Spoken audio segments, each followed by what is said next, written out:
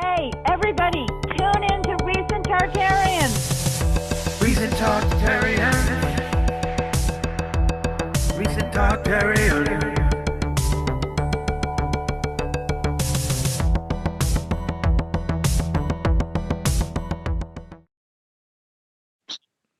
David, can you hear me? Maybe it's Facebook.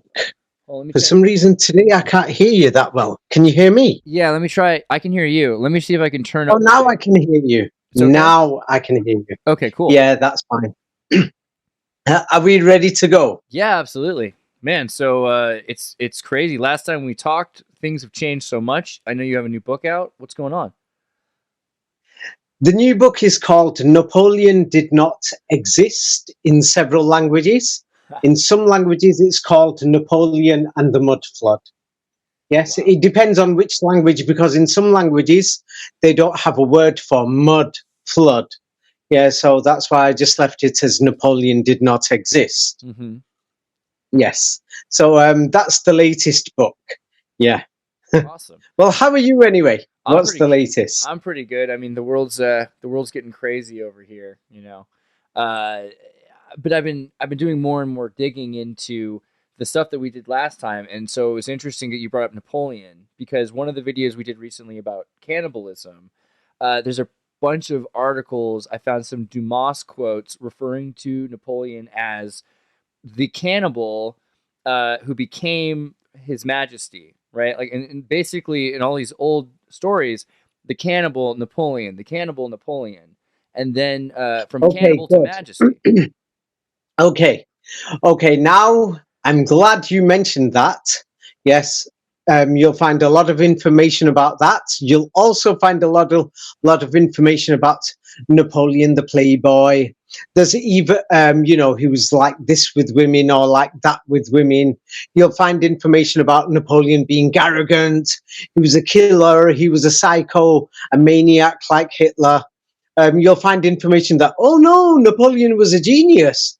He was an expert, blah, blah, blah. And the more you get into it, yeah, if you're somebody smart, you will start thinking there's so many different contradicting stories. Who is releasing these stories? Yeah, I mean, like all the stories Yes. about Napoleon. seem Like, for completely- example, you sent me Alexander Dumas. Yeah. Is anybody going to actually go out there and check who is Alexander Dumas? Yes, and then people are going to say, we've got information about Napoleon Bonaparte. Is anybody actually going to open up any books from 1820, 1840? Do we actually have books from that time?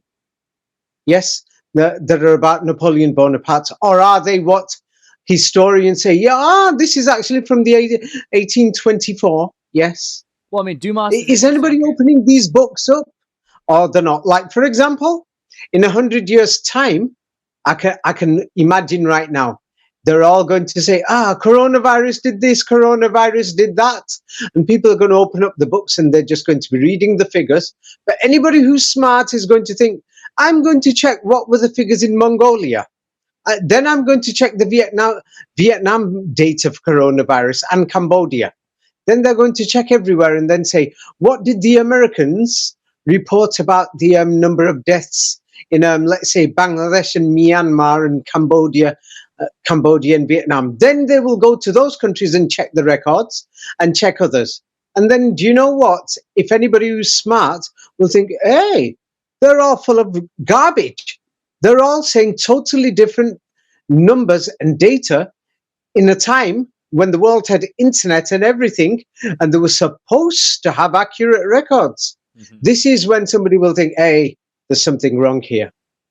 So now when it comes to Napoleon, they are telling us there is a man who's practically at war for 19 years, since he started his campaign in Italy until Waterloo, or if you want to say 19 years from when he first got into the army and when he became an emperor, but that's halfway. You can just go on and on. So how many of these original books have you looked at, Andreas? Oh, I mean, so when I think about the French period, right, there's Victor Hugo, Les Miserables. Victor Hugo lived after him. Right. All of these are all of that, and that's an interesting point about Dumas as well, because he wrote. And who said Victor Hugo even existed? I mean, this is all fair. So I mean, We've got a problem because I just want to say, because I think of the Count of Monte Cristo, and I think of the Three Musketeers. do you know what problem we've got with people like Victor Hugo? Yes, in England, because I'm from England, there were many of the elder generation has passed away now, but they were alive 20 years ago, and they told their children and grandchildren when we went to France, the so-called French army in World War I couldn't speak French. We didn't even know if they were French or not. And they couldn't communicate with each other because almost all of them spoke different languages, and we don't know if they were languages or dialects. Right. So if they couldn't speak French and they learnt it in school in the 1930s, 40s, 50s, and 60s, then who did Victor Hugo write for, by the way? Was he writing for ghosts? Or was the work of Victor Hugo written in the 20th century and they just said, hey, this was written back in the days? And then to verify it, they've just got backdated editions of newspapers, etc. Absolutely. I mean, so nobody's checking these things. Okay, what I will do last week, actually, 75% of France in 1793 could not speak French, and so that's more than 75%. By the way,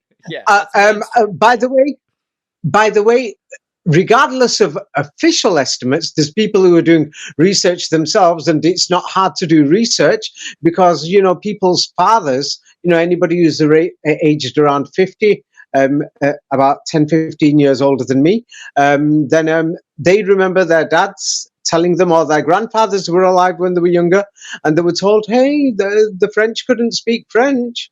Right. Oh, when we encountered the Germans, they couldn't even speak German in World War I. So that was even weirder. So when I was digging into the thing to look for any discrepancies in what you sent me, proof that you were right to the weirdest level. So now, not only that, in 19th century, French was spoken more widely in Holland and Germany than in parts of France. So, I mean, what the heck? Right, let me tell you there now. When they say French was spoken in Holland and Germany, the books, do you know the history books? They're referring to the 5% very upper class and the people who are in power. It makes sense. Like it's not people like you and me. The French schools today are still doing that. I buy it. Right. So the thing is, because we've spoke many times, and I had a look at your videos, and you've got many people who are following you, and they're really interested in your work. Yeah. What I will do is this will take me 5 minutes, possibly up to 10 minutes, to do an introduction about the new book. Yeah. And I will do it in this way. Yeah, because so that's for the benefit of the people and the questions that people ask. I'll send you all these one by one, and then so that people can check themselves, and they will be able to figure out if a man called Napoleon Bonaparte existed or not. With all these stories, then people, it won't be very difficult. Now, I've sent you the first picture. You can upload these in the video later. The first picture, people can check. Napoleon Bonaparte was 19 years old, and he was a soldier when the French Revolution started in 1789. There's that lunar cycle again, that is 19. Yeah, that's the first photograph. The second one, the second photograph that I've sent you is Napoleon Bonaparte was from a noble family or nobility, upper class, according to historians. All this is official history. Yes, and his family was recognized to be a part of a noble family, the nobility, on 19th of August, 1771. Right, yes? It also says 19th of August. Saying Corsica High Council, not necessarily French, right? Or so he's Corsican, right? Yeah. Right. Yeah, but the dates are important. Now, let me send you all of these. We'll talk about them in a minute. Now, at that time, the French, it was the time of the French Revolution. At that time, the finance minister was a man called Jacques Necker, Monsieur Jacques Necker. Yes, and he published the first ever financial documents of France on the 19th of February, 1781. And France at the time, the document showed France was in debt, is spending too much money, is practically going bankrupt. So he published those accounts. Now the next thing is the French financed, according to historians, that they financed a large part of the American War of Independence, that they were fighting the British. Were they really fighting the British, or were they fighting somebody else called Tartaria or the Kingdom of God? Now, Jacques Necker, yes, the Minister de Finance, the finance minister, he was forced to resign on the 19th of May, 1781. So then France turned into a period of darkness, yes, for the next few years. This will take up to 5 or 10 minutes. Let me send you a few of these, then people will think, what the hell is going on? So what happened is the French king called the parliament, and the parliament is called the Estates General, or the Ancien Régime. And in that, they had the first estate, second estate, third estate. Means, they had the clergy, or the religious guys, the nobles, the rich guys, and the common people, the third estate, you and me. Yes. So what happened is, on the 19th of June, the third estate, you and me, we became powerful. People from the other group started joining us. So when that happened on the 19th of June, 1789, the king closed us down. They closed you and me down, saying, we're closing the doors. I'm not having this. The common people getting power. Right. Well, check the date out, 19th of June. Yes, this is what they're teaching us. This is the year of the French Revolution now. We're actually on the year. So what happens straight after that is that Necker, le Minister de Finance, the finance minister Necker, he was dismissed. Straight after that is the famous revolution, the main event called the storming of the Bastille. And what happens is people are angry, saying Necker has been dismissed. So now what happens is the storming of the Bastille happens on the 14th of July. There's riots and protests. So what does the king do? The king says, Necker, you can come back on the 19th of July. 19th of July to calm everything down. So now what do they do in France every year? Yes, every year in France, they have a celebration of the storm of the Bastille. It's called Bastille Day, 14th of July. The Bastille Day, they have a military parade. It's on the Avenue des Champs-Élysées, and it starts at the Champs-Élysées, and then it goes to the Place de la Concorde. And this is exactly 1,900 meters long. They march 1,900 meters, and then they end up at the Place de la Concorde. Yes, and people can check this, the Place de la Concorde, where the Bastille Day celebrations seem like the 4th of July. It's so big over there. So when you arrive at the Place de la Concorde, where the Bastille Day celebration of the revolution ends, this is 19 acres in area. So then they're telling us, historians are telling us, in 2016, there was an attack on the Bastille Day celebrations in the city of Nice. And the person who did this attack used a 19-ton truck. Now this involves the Americans now. Now then, the revolution next phase is the Americans. They're saying that the revolution was witnessed by Thomas Jefferson himself. He was in France in 1789, and he sends a full report to the US Secretary of Foreign Affairs on the 19th of July, 1789. And he has meetings in his house with a man called Monsieur de Lafayette, or Marquis de Lafayette. And what do they do together? And who is Lafayette? Lafayette fought in the American Revolution. Yes, you know, the American War of Independence. Now, this will get people in the United States worried. Yes, they can check into this more. So the American War of Independence started when the first fighting started on the 19th of April, 1775. And at that time, Lafayette was in the United States. Yeah, and he met George Washington himself.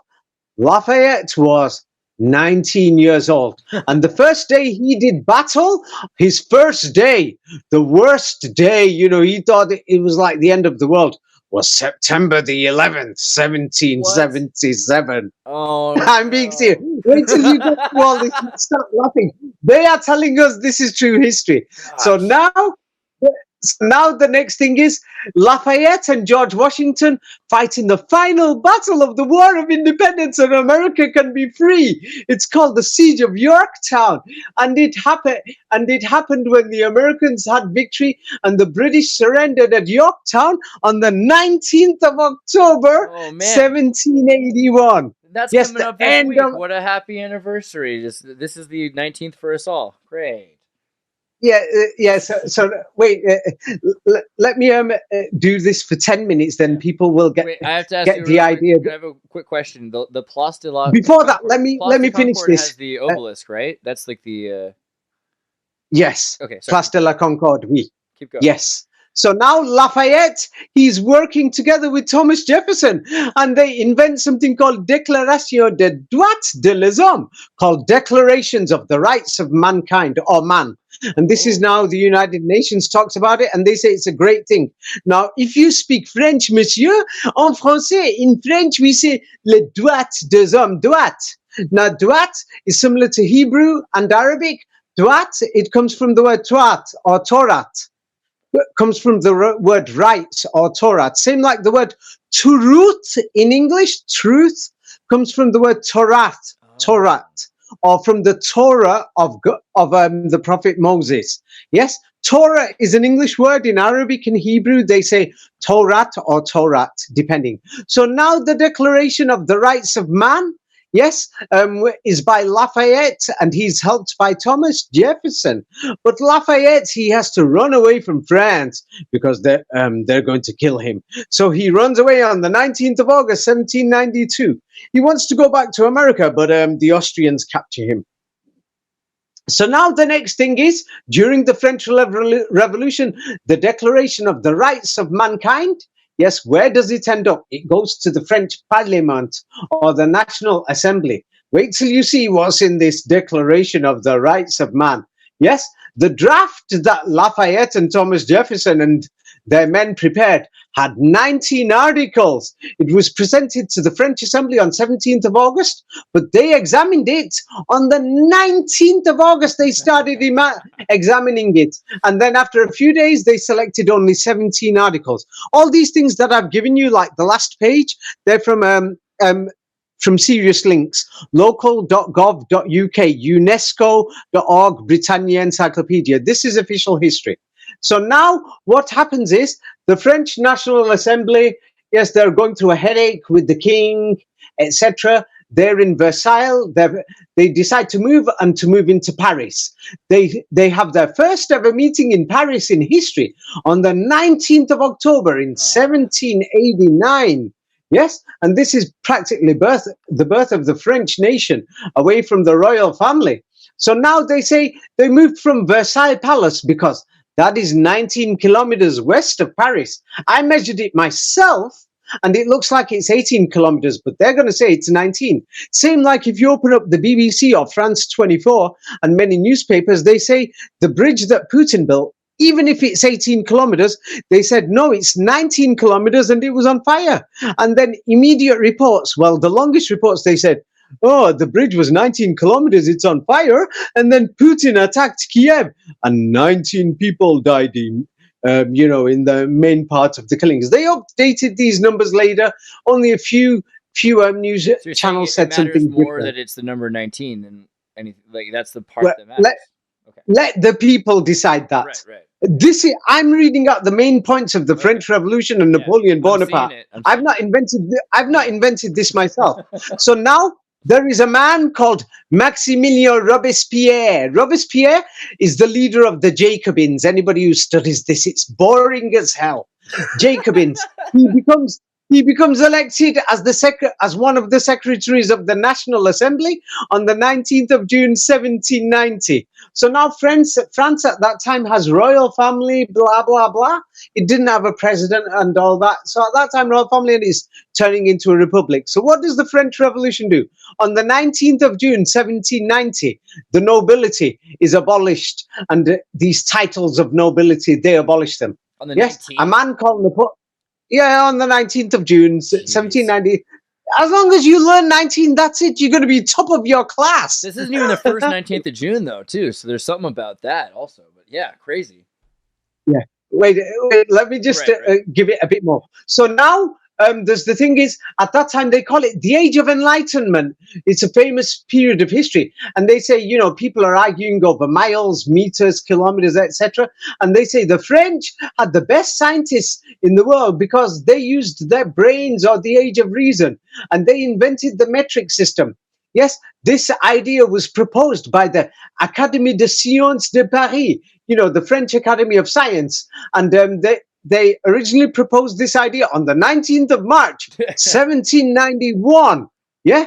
Oh, yeah. So now everybody's worried that the French are going to kill the king and queen and all these royals. So what happens in Europe? They think, hey, we got to invade and get rid of all these Republicans and Democrats, etc.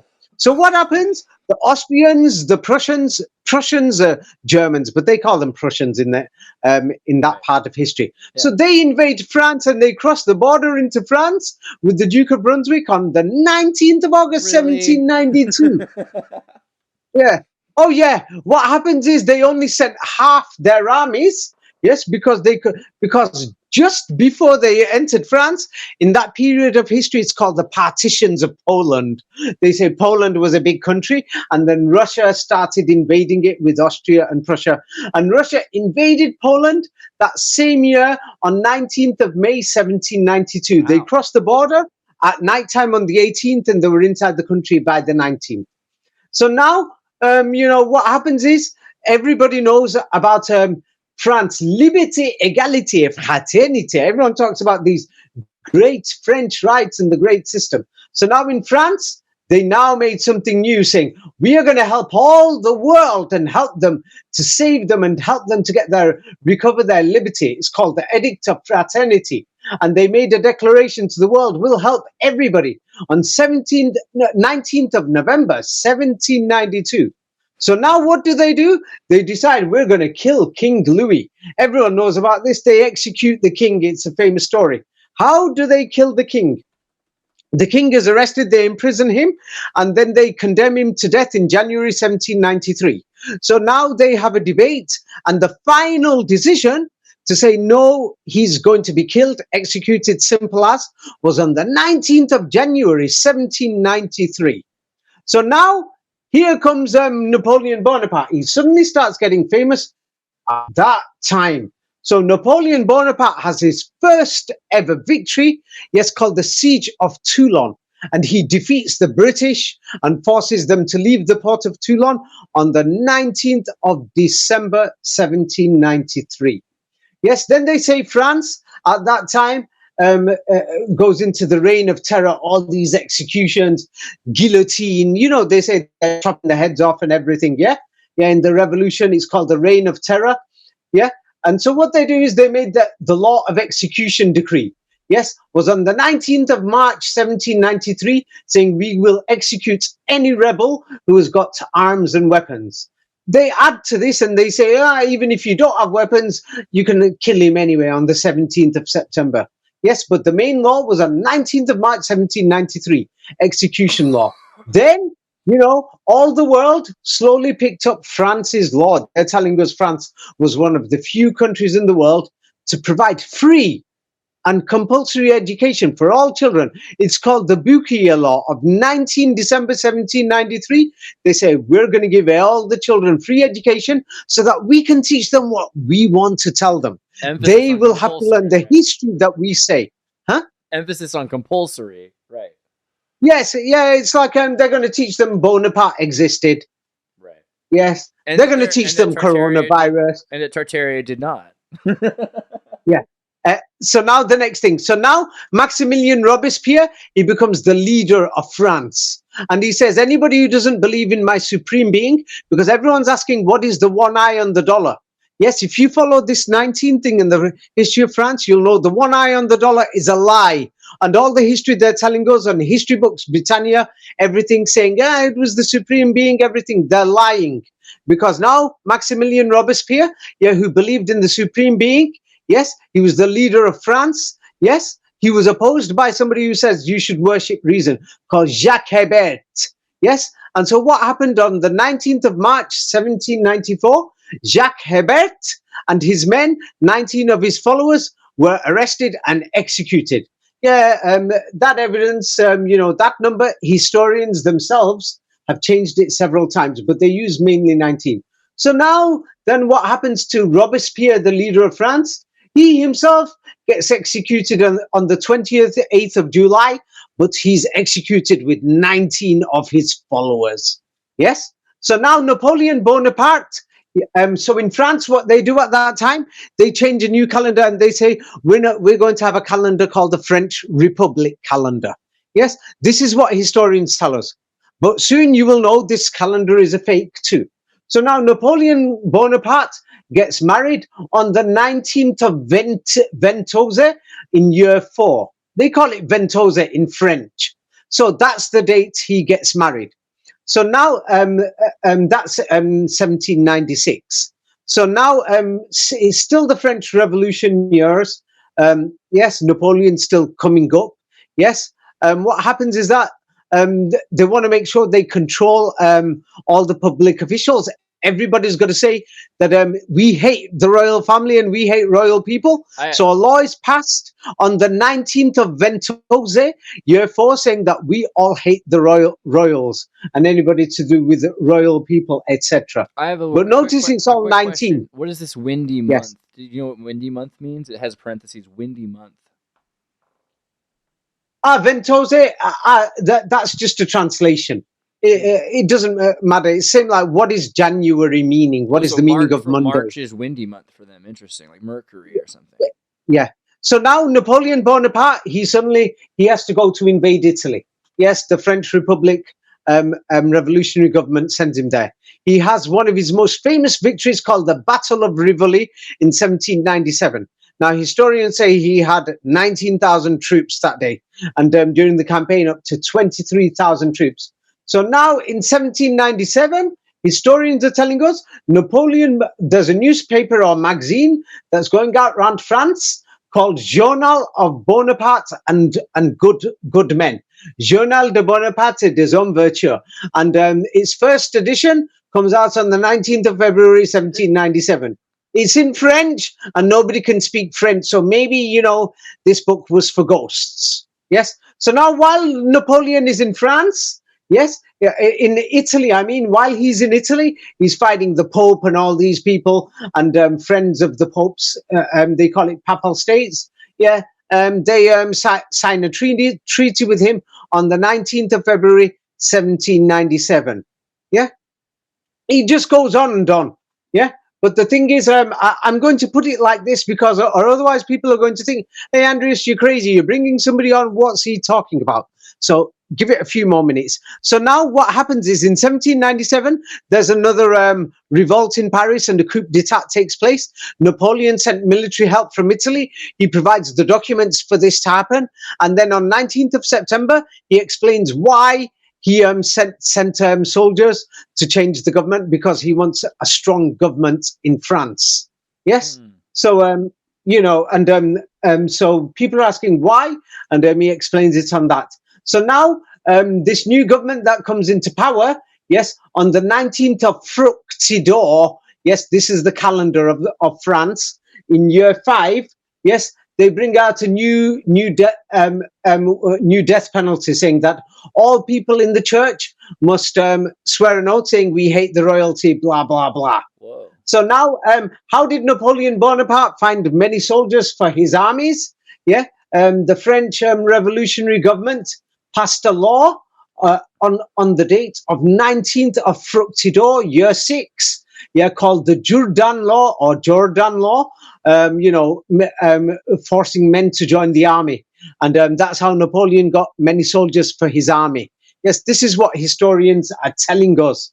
Yes, nobody checks these very major facts. So now Napoleon Bonaparte invaded Egypt and he went to the Sphinx and the pyramids, people say. He left France on the 19th of May just to go to Egypt. Yes. Yeah. So now when he leaves France on the 19th of May, yes, he makes plans for the invasion of Malta. And this is known from his letters from 19th of April, 1798. Yeah, I see that's there. I mean, even if people don't understand the value of 19 immediately, I mean, we to a lot of Egypt. a lot So now of people are Napoleon clearly, Bonaparte. even if we don't always understand it, clearly these people had an obsession with this number. There's no way that they just did Yeah. this. Yeah. Yeah. Yeah. Okay. So now Napoleon's in Malta, and then he's conquered the place. He's about to go to Egypt. He leaves Malta on the 19th of June. Yes. There's that 19th So of June again. I think June might be important. I don't know. I guess they're all important. but no, that that seems you, important. soon you'll figure out there's more Right. because this has got to do with the day God became man, according to these Okay. people. Yeah, and the day that God, the day God jumped out of his grave was on the 19th. Wait till we get to this part. Oh, God. All right. Ah, you're going to be shocked by this. Hold It's on all my in this seat. new book about Napoleon. Yes. So now what happens is he goes to Egypt and they found the Rosetta Stone where they can translate hieroglyphics. That nobody knew what hieroglyphics were until that day. The hieroglyphics were found, and the Rosetta Stone, they say 19th of July, 1799. Some people question this. I mean, So it now says another thing 222 is, years ago. There's definitely some numerology going on in this article. All right. Sorry. oh yes, this numerology. So now the thing is, he's gone to Egypt and he takes 19,000 of his best soldiers. And I put it there that the thing is, historians can't make their mind up. Some of them say 30,000, 35,000, 40,000 soldiers. They say he had how many ships? Let me see. They say he had 300 ships. Sometimes they say he had 400 ships. Yeah, they can't make their mind up. Every single How one of many? these numbers is numerologically and geometrically valuable. 33, Yes, 54, but 36. the main thing is the number 19, 19. because the number 19 is the alpha and the omega, 1 and 9. Yeah, it's the numbers of the spectrum. So people will have to read my books for that. It's too difficult to explain in an interview. Anyway, Napoleon's in Egypt right now. Yeah, he's in Egypt, and everybody's seen these photographs of Oh, there's a block. Can you say it again? Hello? David. him. He goes David, right David, beside David, the Sphinx. David, And David, I've given you a David, particular David. picture of this. David, start. He goes to the There was a Sphinx. blackout And- there. I didn't hear what you said. Yeah. Go back to Hello? the beginning of the Yes? Egypt part. Yes? Yeah, repeat the Egypt part. Yeah, so now Napoleon's inside Egypt, and there's paintings, famous paintings, and other pictures showing that he goes to the Sphinx. So now when he goes to the Sphinx, they show him that he's there. I've sent you a particular picture with the Sphinx, pointing out where is the Sphinx Stela. So now Napoleon went there, yes, and they say, yes, and historians have made sure this is a rumor, because they want you to just waste your time investigating this. Yes, but they don't want you to figure it out. So now at the Sphinx, there's a message. It's blocking you again. There's a Written silence. to the world Wait, in wait. hieroglyphics. Say it again. And the Sphinx has a message from there the was a- ancient Egyptians now. There's a huge gap there. So wait, there's a message. Say it again. They're trying to silence you. Right. So Napoleon arrives in Egypt. And now when he arrives in Egypt, historians are showing us that he goes to the Sphinx Right. and these areas. So he goes to the Sphinx, and the thing is, there's paintings of it. They're famous. I've given you a picture of that with an arrow showing the Sphinx Stela. And there's So now- what's the stela? The square that's It's just right. Yeah, it's just writing with hieroglyphics on it. Oh, okay. So now the thing is, they are telling us Napoleon didn't write the hieroglyphics and the Europeans didn't. And they're saying, we've only found the Sphinx these days and we've only just translated this stuff. And on there, the hieroglyphics has a message to the whole world. And the message is from the 19th day of the majesty of Horus. 19th day. Oh, this is from the ancient Egyptians. Yeah. Woo! Of course. So now this means ancient Egyptian history. They've played with it. Yeah, I mean, clearly. And Horus, Yes, hours. it's fake. it This is why my blocks. book on ancient Egypt shows this. So now So now he's at the Sphinx. The Sphinx is 19 meters wide, and they say today the Sphinx is 20 meters high. But they say when Napoleon was there, the place was still buried, and it was 19 meters high and 19 meters wide when Napoleon Bonaparte was there, because it was buried by 1 meter. Okay, so now they say You got blocked again. Napoleon entered the pyramids, but this is just a rumor that these historians give. If he entered, hello. Yeah, there's a weird there was a block there. So you say that Napoleon entered the pyramids? Yes. So now the thing is about Napoleon, they say, and the historians say this is just a rumor and there's no evidence for it. But historians spread the rumor in the first place because they wrote these history books, and historians and their masters who they work for control the media and the press. And they say Napoleon went inside the pyramids and he went to the king's chamber. Now, in those days, the original entrance of the pyramids is on the 19th layer of the masonry. Wow. Yes. Yeah. Oh, so we know that the people who wrote the history are the people who falsified the history of ancient Egypt. So now, if Napoleon did go inside the king's chamber, we have a problem with the king's chamber. The king's chamber is 19 feet high. So now Napoleon, after this, yes, he's back in France. Yeah, he goes around Egypt and around Levant, but they weren't famous stories. So now he comes back, and in France there is a coup d'état. The coup d'état starts in the French month of 18th of Brumaire, and on the 19th of Brumaire, Napoleon becomes one of the first consuls, and he makes his declaration to the French people. So this is the day that Napoleon gains power. You can hear me, yes? Yeah. It's Yeah. always interesting. So now the connection after between 18 and 19 too, right? They're like, yeah. No. 18 is the day of the coup, Yeah. but the day he gets power and makes his declaration is the 19th. Right. +1. Yes. Yeah. Yeah, it's the next day, so it is the 19th. So now Napoleon Bonaparte, he's in Paris now. He's the first consul or the leader. He needs somewhere to live. He moves into a magnificent palace called Tuileries Palace on the 19th of February, 1800. Yes. So now they turn around and say, Napoleon, he starts rewarding people. Yes. He creates the Legion of Honor, the French Legion of Honor, on the 19th of May, 1802. So now Napoleon Bonaparte, yes, he turned around and says, yes, Jeanne d'Arc, or Joan of Arc, and he makes her into a national symbol of France. Historians say this. And Joan of Arc was burnt to death when she was 19 years old. Oh, she was burnt because she helped France in her time in the Middle Ages win the 100 Years' War. Yes, Yeah. and France won the 100 Years' War on the 19th of October, 1453, when Bordeaux surrendered to the French. Yes, Yeah. so now Joan of Arc, yes, what happens to her? She becomes beatified as a saint by Pope Pius X on 18th or 19th of April, 1909. Now encyclopedia.com says it's April the 19th, but Wikipedia says it's 18th. Right. So yeah. now we've got to, so don't worry about that. I'm Many always people convinced are. it's the 19th, and this happens. Okay, many people don't check the original documents. George Washington's birthday is celebrated on the 19th. But anyway, It was the 18th in the old books. They've changed we'll it now. talk about America next time, because today we're focusing on Napoleon. The Yes, 19th don't worry. 19th is everywhere. It's the and they do Yeah. this. Yeah, so now Joan of Arc, they've turned her into a saint, and it's the celebration day. I've sent you a copy of evidence that's from that time, and the evidence from that time shows 19th of April. But many historians say this is an error. It doesn't matter, but the documentation shows it's the 19th. But do you know what is even bigger? What if there was no beatification ceremony? Because we don't have any proof apart from photographs from that time, which could mean anything. That photograph could have been taken on any day, same like the history of Napoleon Bonaparte. There's no evidence that any of this happened. They're telling us it happened on the 19th this and that. We've got no evidence for it.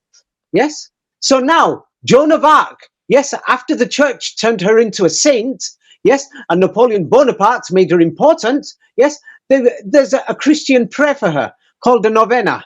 And the instructions for this prayer is you have to say the Lord's Prayer 19 times. Oh man. Can you still?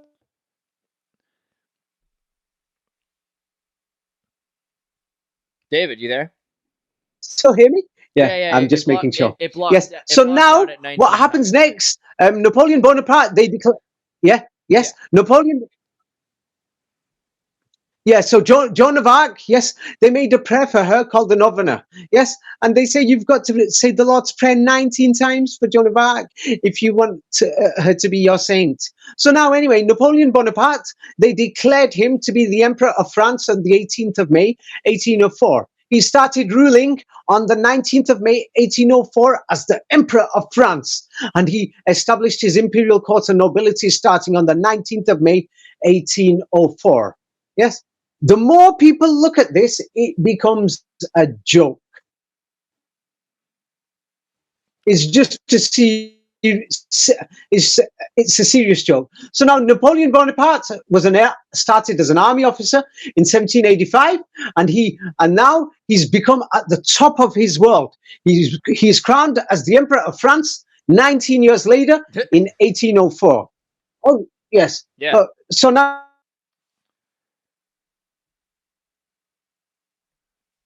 Cycle touring in France, 1804, Bonaparte had himself crowned Emperor of France 19 years after becoming an officer in the French army. At Now, what happens is, now the battle of 1805, and the British are led by Lord Nelson, and he's fighting against the French. Yes, what happened is the French set sail on the 19th of October, 1805.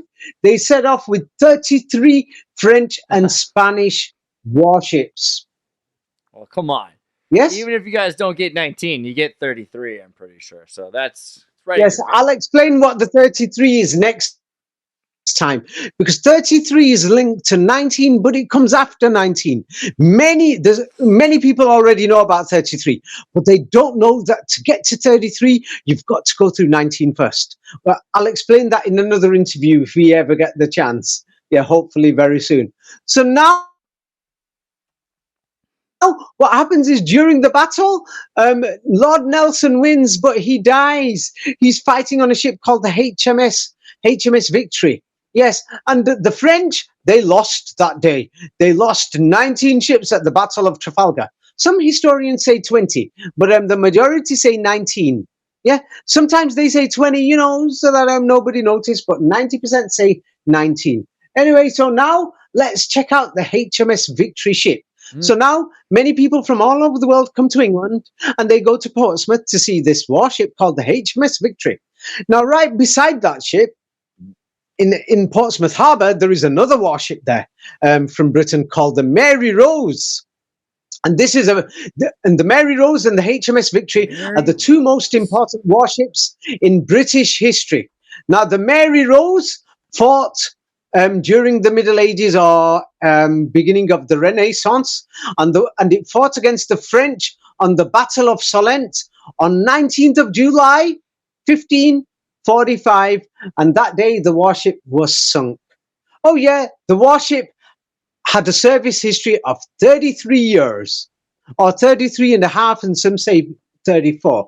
But they rounded it off to 33 years, and it was sunk on the 19th of July, 1545. So now this warship, beside Nelson's warship called the Mary Rose, it sunk. But guess what? They find the warship in 1971. Now, when they find the warship, yeah, it's at the bottom of the sea. They bring it out, and they're so lucky. They found 19,000 historical items together with the warship. So lucky. All these are in the museum. People can go and see them. It's genuine history. And because the warship was buried in the sea for hundreds of years, it took them 19 years to put chemical wax to repair this warship. Ooh, 19 years. But now it's repaired. We can go and see it. Now, when many people look for the Mary Rose online, they're going to get confused, because there is another famous warship called the Mary Rose for British history. That's good. If people start checking this, they'll find, David said there was Mary Rose, but it looks like there's another one. Yes, there is. Now, the other Mary Rose, there's a few of them. Now, the second famous Mary Rose fought against the Spanish Armada in 1588. Now, the Spanish Armada had 19,000 soldiers. It was so terrifying. It was a mega serious challenge in history. 19,000 soldiers of the Spanish Armada in 1588. So now the British knew that the Spanish were building the Armada. So now we've got Sir Francis Drake, a very famous person that people learn about in history. He goes to destroy the Spanish Armada 1 year before the Spanish come to England. 1 year before the Spanish come to England. Wait, let me just send you that one because I've not sent you this one. He goes to fight the Spanish 1 year before they come to England, and the battle where he destroys them is in Cadiz on the 19th of April, 1587. But now some historians, yes, have changed this slightly and say 29th of April, but that's to do with the calendar change, Gregorian or Julian or whatever. But even after the calendar change, many historians, here is a copy of a document from the Dictionary of National Biography. This is a copy from 1885, and it still says 19th of April, 1587. So now the thing is, he failed, and the Spanish Armada comes to England, to the English Channel, and it arrives in the English Channel. Oh no, they're going to invade England. They've just arrived on the 19th of July, 1588. And do you know why they came? Oh, this is very important. Why did the Spanish Armada come to invade England? They are so angry that Queen Elizabeth of England had just executed Mary Queen of the Scots. Mary Queen of the Scots was a prisoner for 19 years. Yes, and then they chopped her head off 19 years later. Oh, but what do we know about Mary Queen of Scots? But why did they imprison her? Mary Queen of Scots, when she was a baby, she went to France. No, she became a queen when she was a baby. She went to France when she was 6 years old, and she returned to Scotland on 19th of August, 1561, a few weeks before her 19th birthday. Now, when she came back to Scotland, she became a threat to Queen Elizabeth I. But why was she dangerous to Queen Elizabeth I? Because Queen Elizabeth I was the illegitimate child of Queen Henry VIII, King Henry VIII, who had these many wives, who married Anne Boleyn. But because, Henry VIII didn't like Anne Boleyn, he had her executed, and he said, this marriage, I don't recognize it, and the children are illegitimate bastards in England. So she was executed on the 19th of May, 1536. You're beginning to see what I'm getting at, yes? So now there's too much. There's too much, and I think it will be unfair, yes, if I say more. But this is in my new book called Tartarian Napoleon. So in some languages, it's called Napoleon and the Mud Flood. In some languages, it's called Napoleon Didn't Exist. And then more about this 19 is in my book called Illuminati Games, and in the book called Ancient Egypt and Ancient Greece. Is in many of my books, yes. But the thing is, it's because some people will say, what has David been blabbering about? What's he talking about? Yes, maybe he's talking garbage. Yes, but today I have presented all the facts so that people can take a look at these facts themselves. And I hope it helps everybody. Yes. I mean, it's so that's that. Well, I mean, looking at number 19 a bunch recently, and it seems interesting for one thing that 11 days have been moved from the calendar. I don't know if you saw the thing about noon at 9, right? I'm so glad that you've mentioned those 11 days. Yeah. Because now when you hear about those 11 days, you're going to think, what the hell, man? What the hell's going on here, man?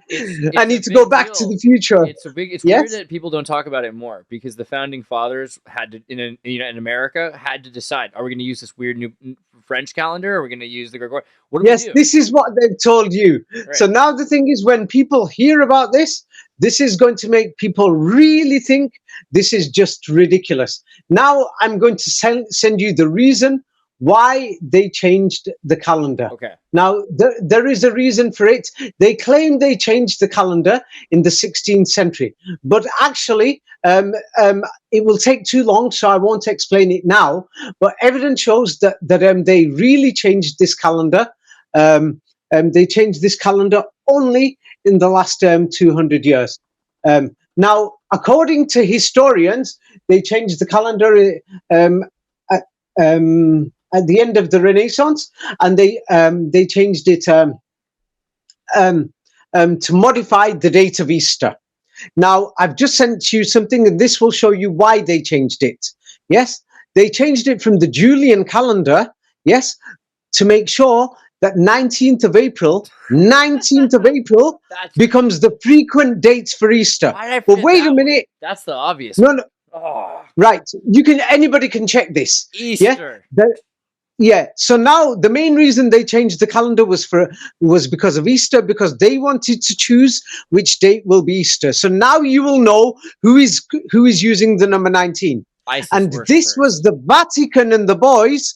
They wanted Easter to be around April the 19th. This is why Easter is now the most frequent date is on April the 19th. Yeah. But now we got a problem with this.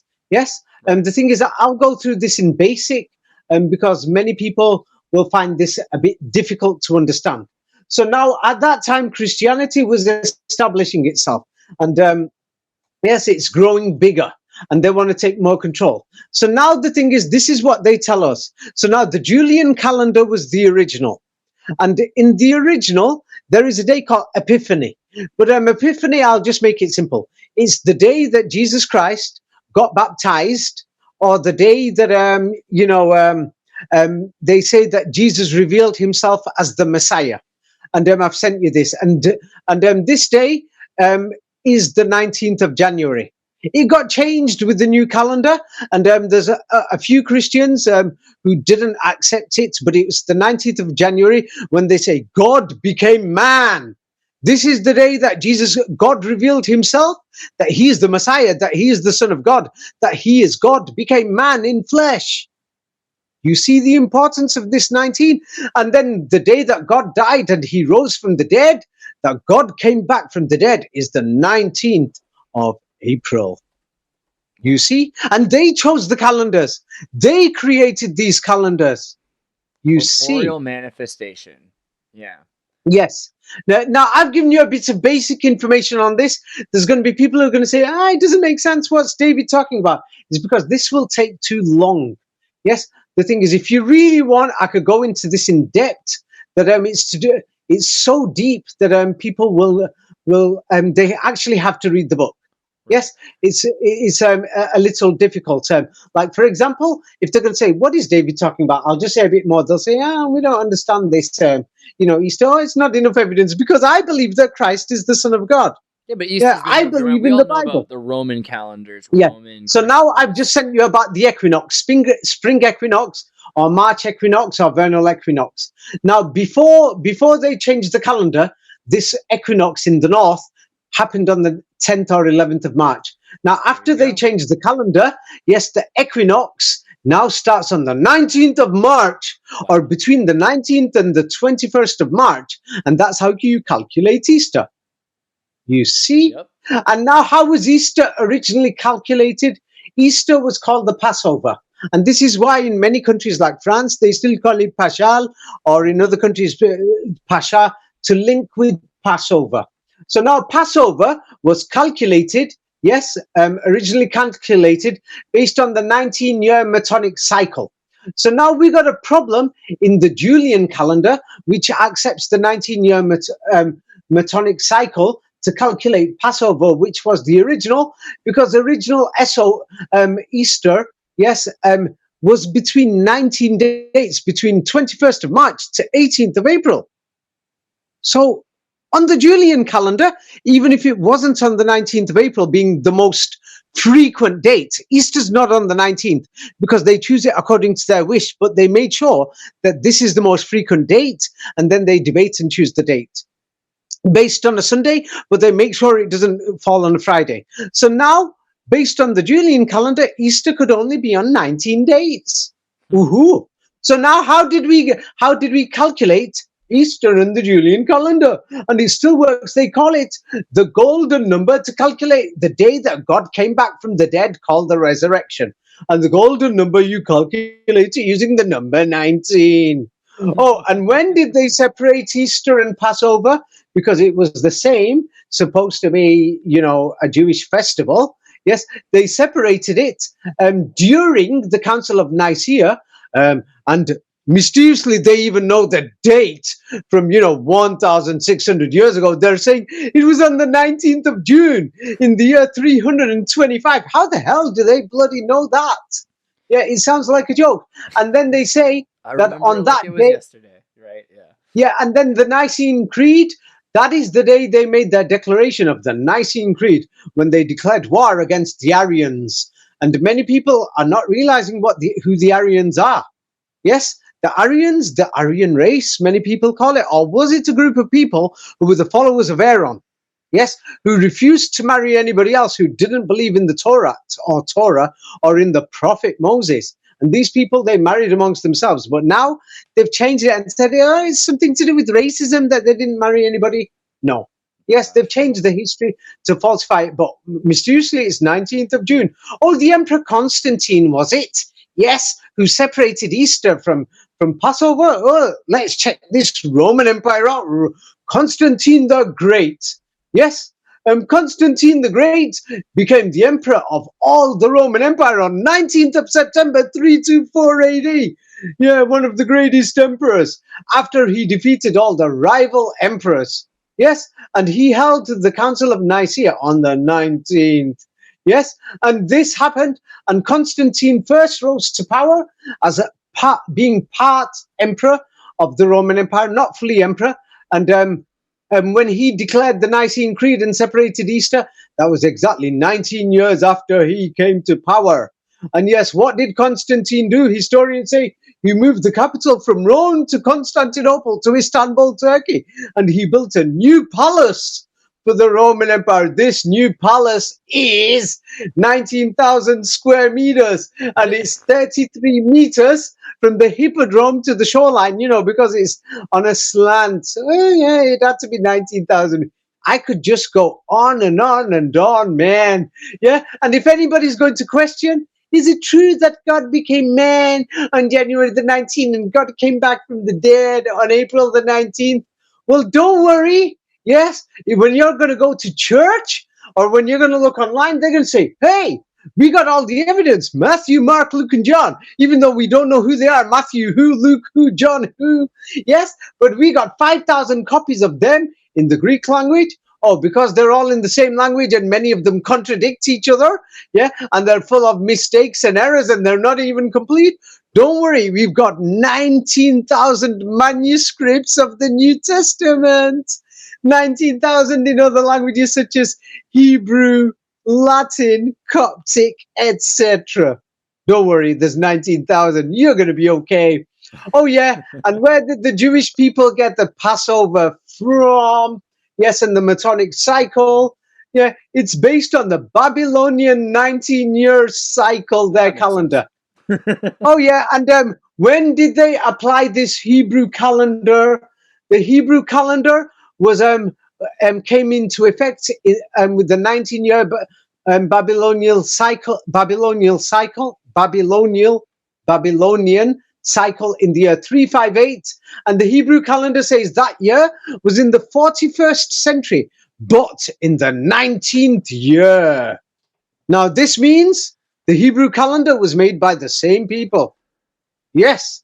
So now we've got a problem. So at that time, they had the Jewish New Year called Rosh Hashanah. Now let's check this Rosh Hashanah out. Yes. And the Jewish New Year, Rosh Hashanah, they say Adam and Eve, it's the anniversary of the creation of them. So now when this guy called Rabbi Hillel was around, when he created this Hebrew calendar, yes, Rosh Hashanah, yes, the full moon of Rosh Hashanah, when that happened, was on the 19th of September, 358 AD. Yes, and now this calendar that Rabbi Hillel and his laws have made, yes, that you cannot do Passover according to those regulations found in the Mishnah and the Talmud before the 19th of March every year. So now, then when the Julian calendar was rejected by many people and they enforced the Gregorian calendar, when they changed it, check this out. This is so mysterious. They knocked out 10 days, 11 or 12 or 13 days, depending on how you calculate it. Yes. So now Rosh Hashanah was on the 19th. Yes. of September. This is on a Western calendar. So now when they created the Gregorian calendar on the 15th of October, this happened to be in the same month as Rosh Hashanah, but in the 19th day of that month on the Hebrew calendar. As you can see, they're interconnected. They're together. You see? Absolutely. Wow. Yes. So now the thing is, my books explains all of these. I'm sorry. I thought I'd introduce it for 5 or 10 minutes, but today I actually thought, because there's many people who've sent many comments, and there's people there, that are putting negative comments. Now the thing is, if they've got any proof that I am wrong, yes, do you know what to do when they comment on this interview? Tell them to put their proof, their links, and write out the full story. I will read it when I have the time, and I will reply and respond in another interview. I've not even nowhere near finished Napoleon Bonaparte. We got diverted at the Battle of Trafalgar. That's all we're at when Napoleon became emperor. I can go through the full thing, and if anybody can say, hey, David, you're wrong, prove it. Prove it. Yes, I'm stating major events, and the thing is, I'm nowhere near anywhere. Yes, and if anybody thinks it's a joke, then so be it. Let them be lost. Nothing to do with me. And the thing is, I've quoted things and I've always given the evidence. And if somebody says I've made these things up, prove it. Prove it. Yes. Well, I mean, it's an interesting thing because so many people build their whole reality. It's weird how much people don't think about it, but Napoleon's somebody, the idea of the metric system and modern history and Napoleonic code, they've built it up to be that Napoleon built this world and that there was no world before Napoleon. So it's weird because not a lot of people care, but they do. Yes. So now think about how much their world depends on it. Yes, so now I've given you enough information. I've just gone through Napoleon's just been crowned. Right. There's a long way to go. I'm sure that even you are thinking, I spoke to David before about the number 19, but this is heavy. Right. Yes. I mean, it's a valuable number to an esoteric group because they're using it all the time. And we've seen them use 33, yes. We've seen them use 222. Now if anybody thinks it's just Napoleon, now this is going to get people thinking, and they're going to think, yes, David has got a point. Taylor Swift, her first song was called Tim McGraw. It was released on the 19th of June, 2006. Yeah. I'll take a few minutes. It's even in June? That was the one? Yes. Yeah. So now Taylor Swift, she became famous at the time. She was 19 years old and she broke world records at the age of 19. Yes. Now I'm just going to compare to an average pop star, and soon they're going to see that the music industry is controlled by the same people. Taylor Swift's first album debuted at number 19 on Billboard 200 in October 2006. Yeah. Even 277. I mean, these are all decent numbers. Yes. 19 is now, definitely the Taylor Swift gave a free concert to students in a school in Virginia in 2009. And they sent 19,000 text messages for this concert. She gave it free, what she normally doesn't do in them days. She's just beginning in them days. So now, let me see now. Taylor Swift was part of Musicians on Call, and she helped over 190,000 people. That's how many people the Musicians on Call helped. Now, so Taylor Swift has a concert. In the 11th and her mother.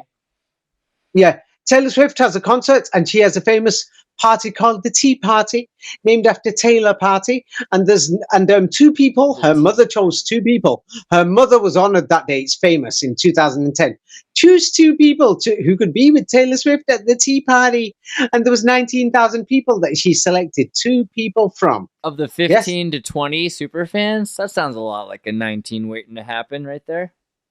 Right. Now check this out. Yeah, median. So now Taylor Swift, she's on Spotify. She becomes very big by the year 2014, and she's so successful. She's on 19 million playlists, and it's reported all around the world. Yeah, people read this stuff on all these news channels, and they don't think, oh yeah, in South Dakota, yes, they started building a stadium saying, we want to bring Taylor Swift. It was an official announcement. And they started building a stadium with 19,000 seats in 2014. All these things, people think it's just small news, but they don't realize these things when they go through it. So now Assabet Valley students made a video to connect with Taylor Swift. Yes, in 2015. And it had 19,000 views immediately. Yes. So now Taylor Swift. What a name. Assabet Valley. Yes. So now there is Taylor Swift. Yes. The media starts comparing her salary to her $1 million a day to people who get £19,000 a day. Yes, that's dollars to pounds, and it's a front page news in many places, and it doesn't make sense why they're comparing £19,000 to $1 million.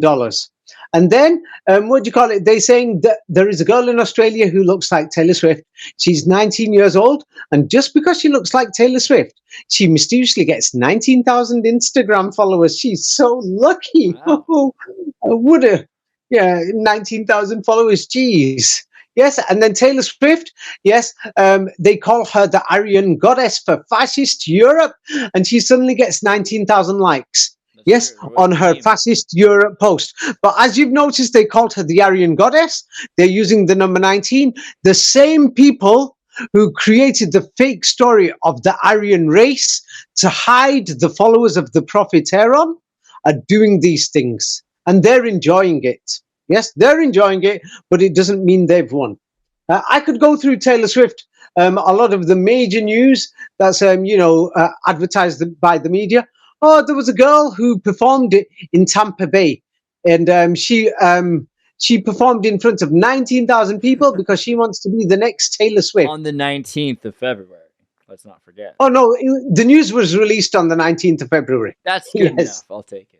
Yeah. But 19,000 people, so, and Taylor Swift, what do you call it? Yeah, her cat, by 2016, the media advertised it saying, whoa, her cat's become famous. It's got 19,000 followers on Instagram by 2016. But why didn't they wait till it got 20,000 followers? Or 33, right? Yeah, why is 19 worth it? Yeah. Yeah, why did they wait till 19? So as you can see, it just goes on, the thing. So now, in 2017, Taylor Swift released a song called Look What You Made Me Do.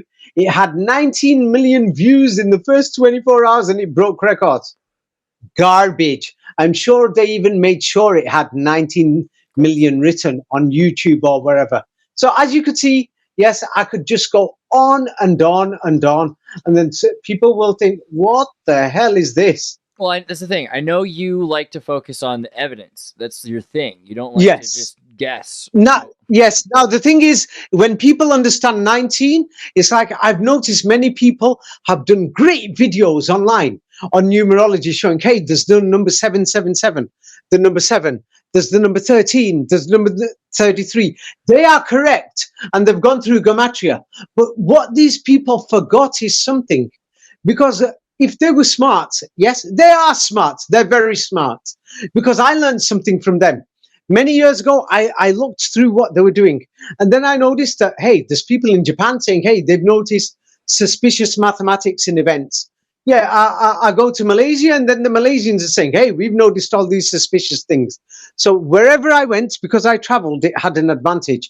Yeah, I noticed people are doing doing these research things, and there's so many of these blogs and videos saying, hey, this is an inside job, this is a hoax, this is fake.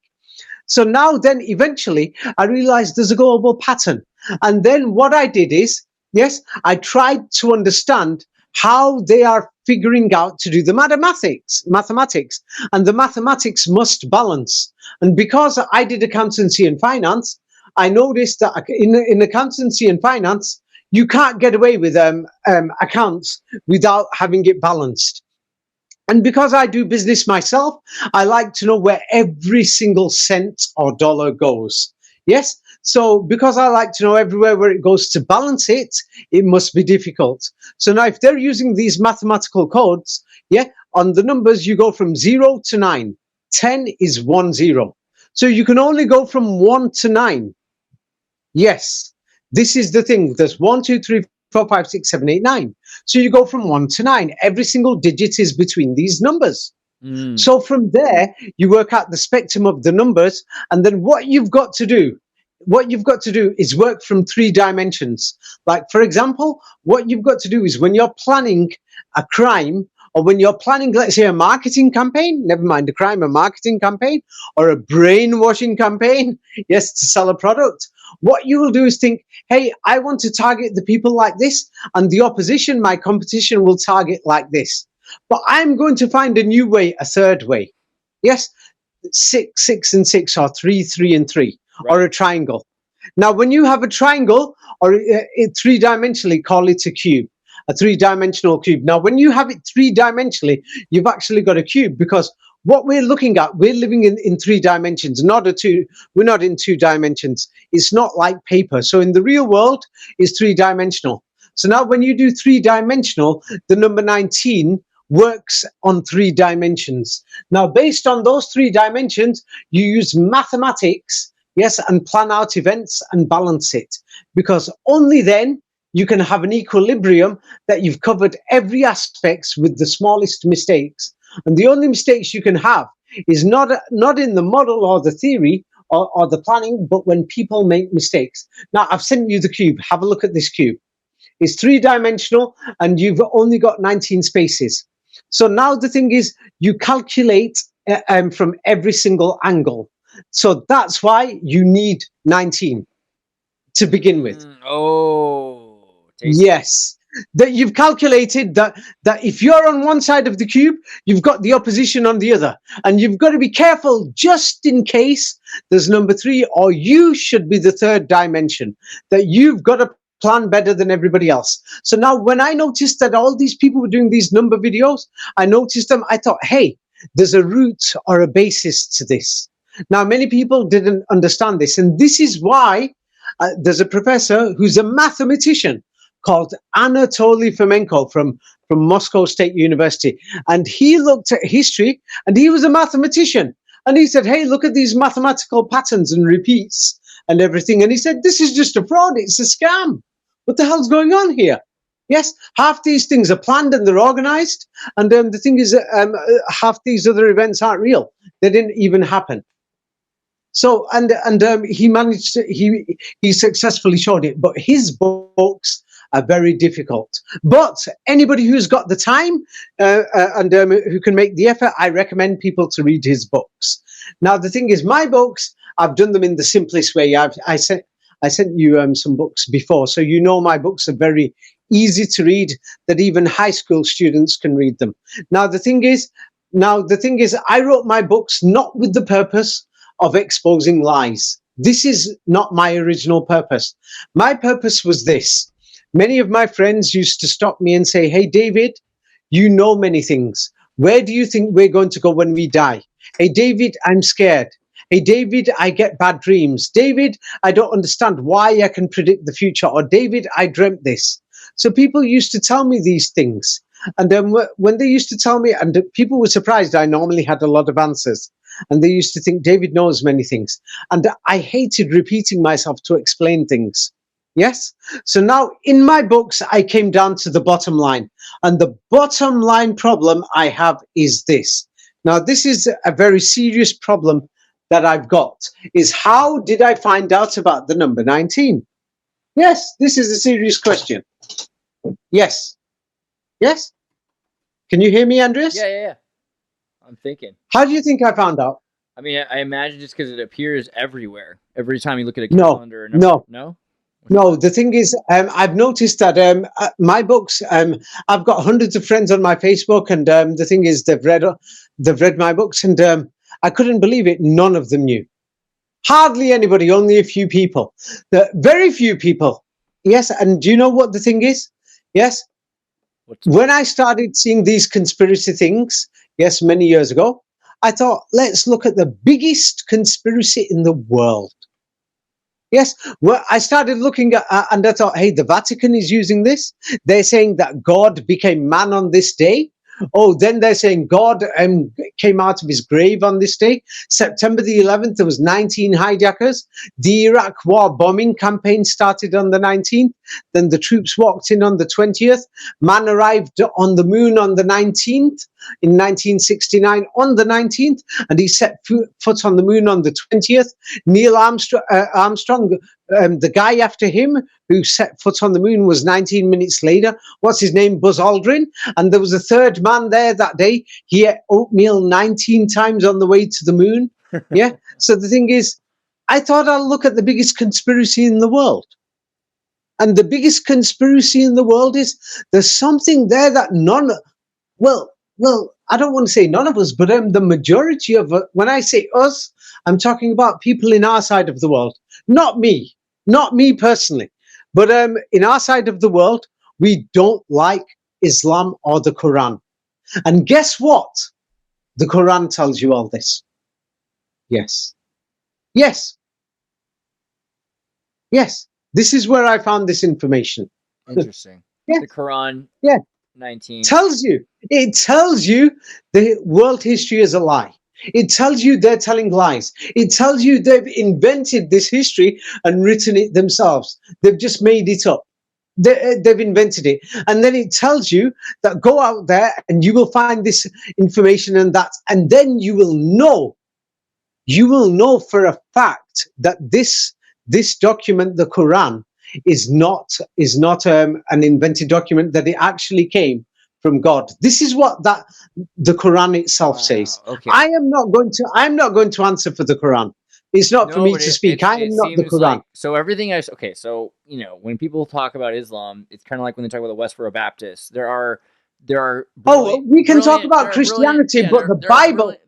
I'll make it simple. Andreas, when you said to separate it right now, when we talk about Christianity is not the Bible. Right. The Mormons are one thing, Jehovah's Witnesses are another, Baptists are another, Church of England is another.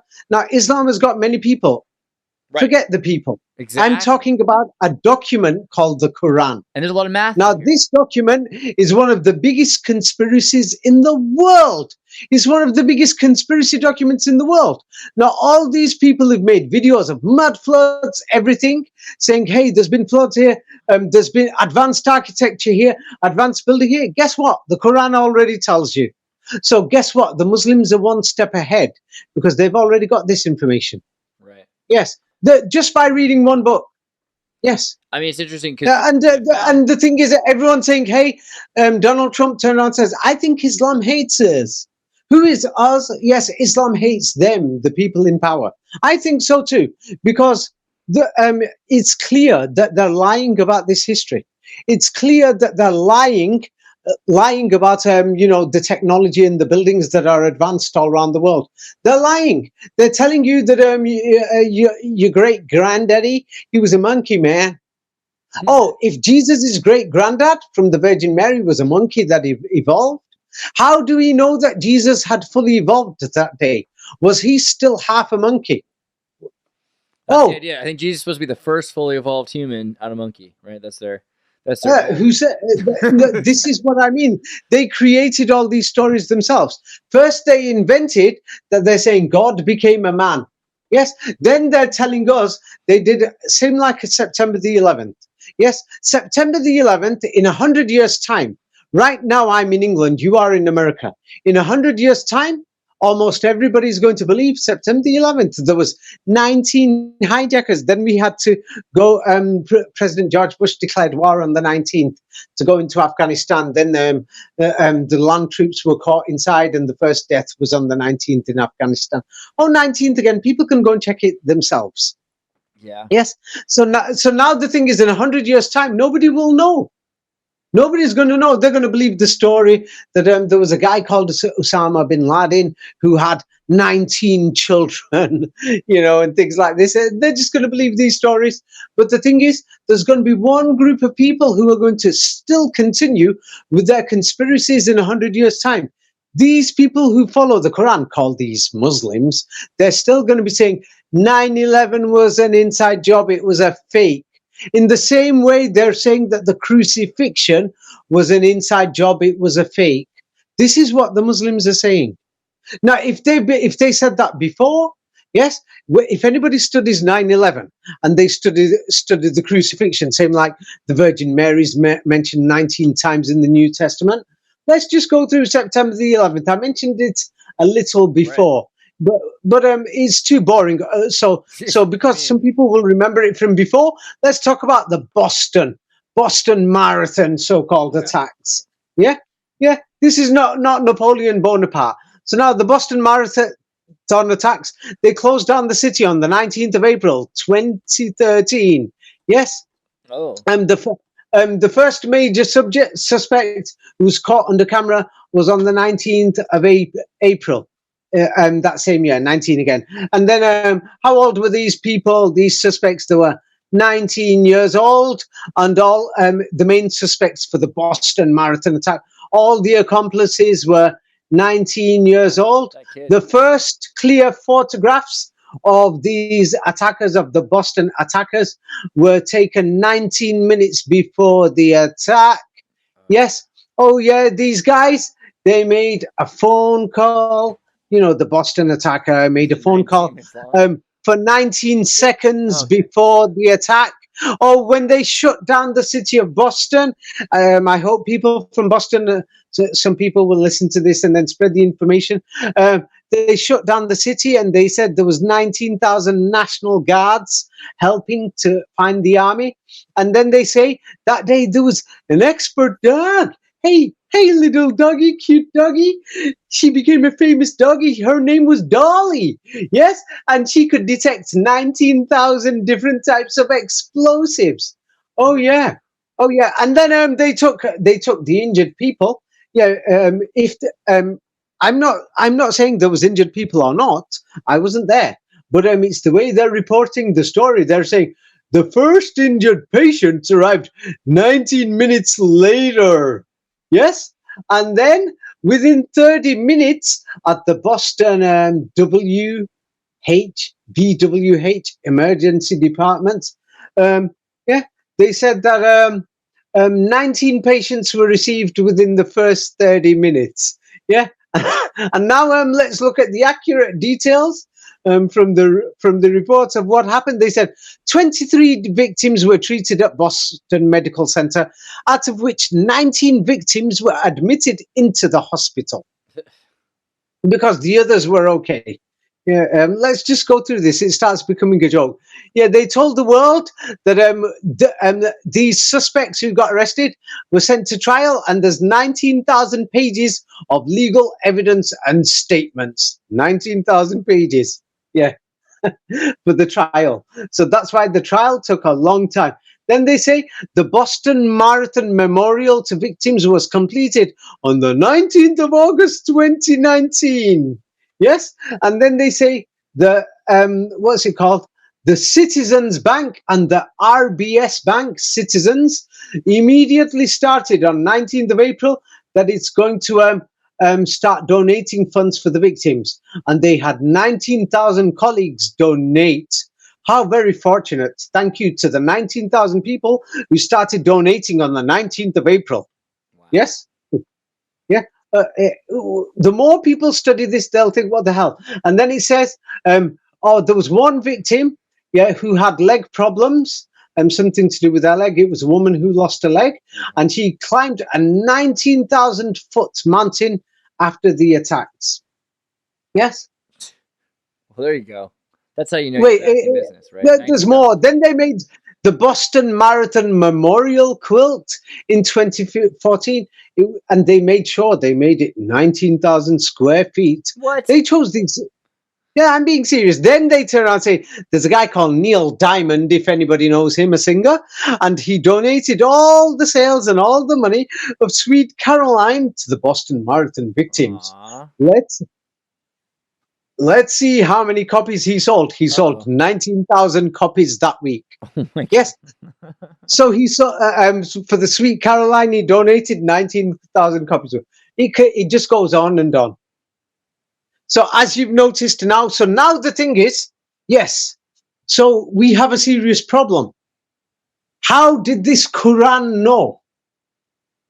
How did this book from the other side of the world, a group of people that, in our side of the world, many people don't like these people. And this document is already saying all this stuff. The history is a lie. They wrote this, they wrote that, they've lied about this. This is a lie in history, that's a lie. There's been not one flood, but several floods.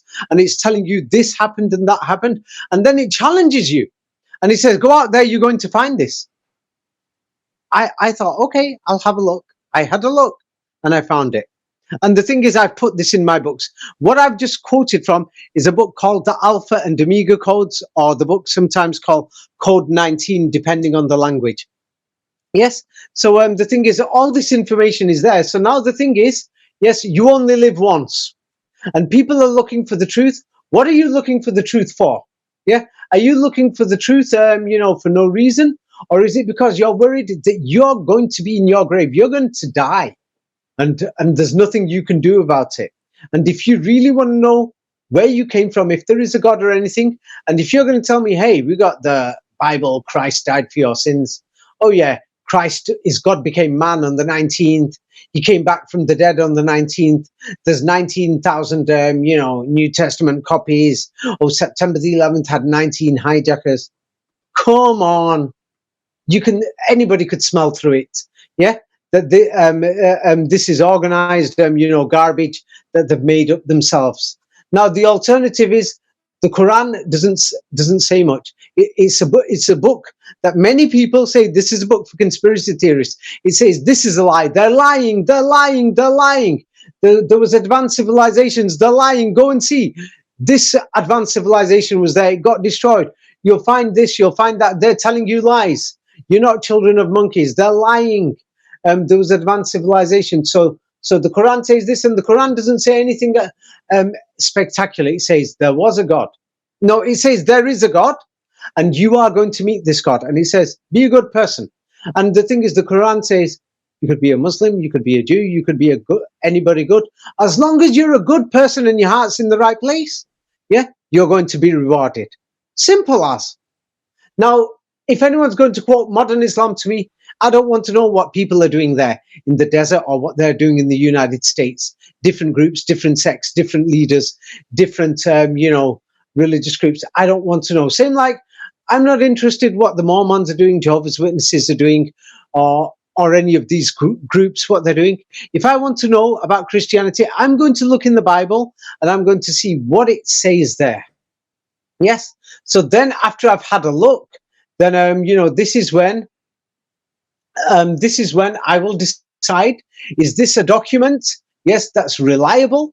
Is this a document that's got genuine first-class evidence, or is this something that's talking just a lot of codswallop or garbage? Yes. So that's how I will do things. Well, anyway, for Napoleon Bonaparte, we're nowhere near anything. But I just gave examples, Taylor Swift, Boston, It's interesting when I look up 19 in the Quran, because the Quran, it says the Quran code 19. There are people that have done this work through yes, years, right? Right, that's something different. Now, the thing is, if somebody's going to, right, I'll give you an example now. For example, if I start right now to start studying, if I start studying the Sanskrit Vedas now, then I can't comment on it on the first day. It's going to take me a long time.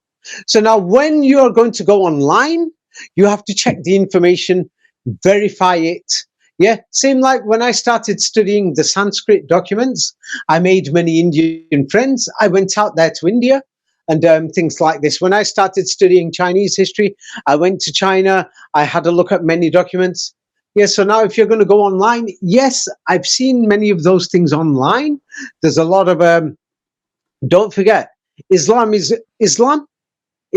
or the Quran is, something that this side of our side of the world does not like. That's a fact. And the people in power especially. Yes. Now, if anybody tries to deny that, they're lying to themselves. Yes, they're lying to themselves. So if we look online from this side of the world, thinking that we are going to understand something by just looking at websites in the West, we're dreaming.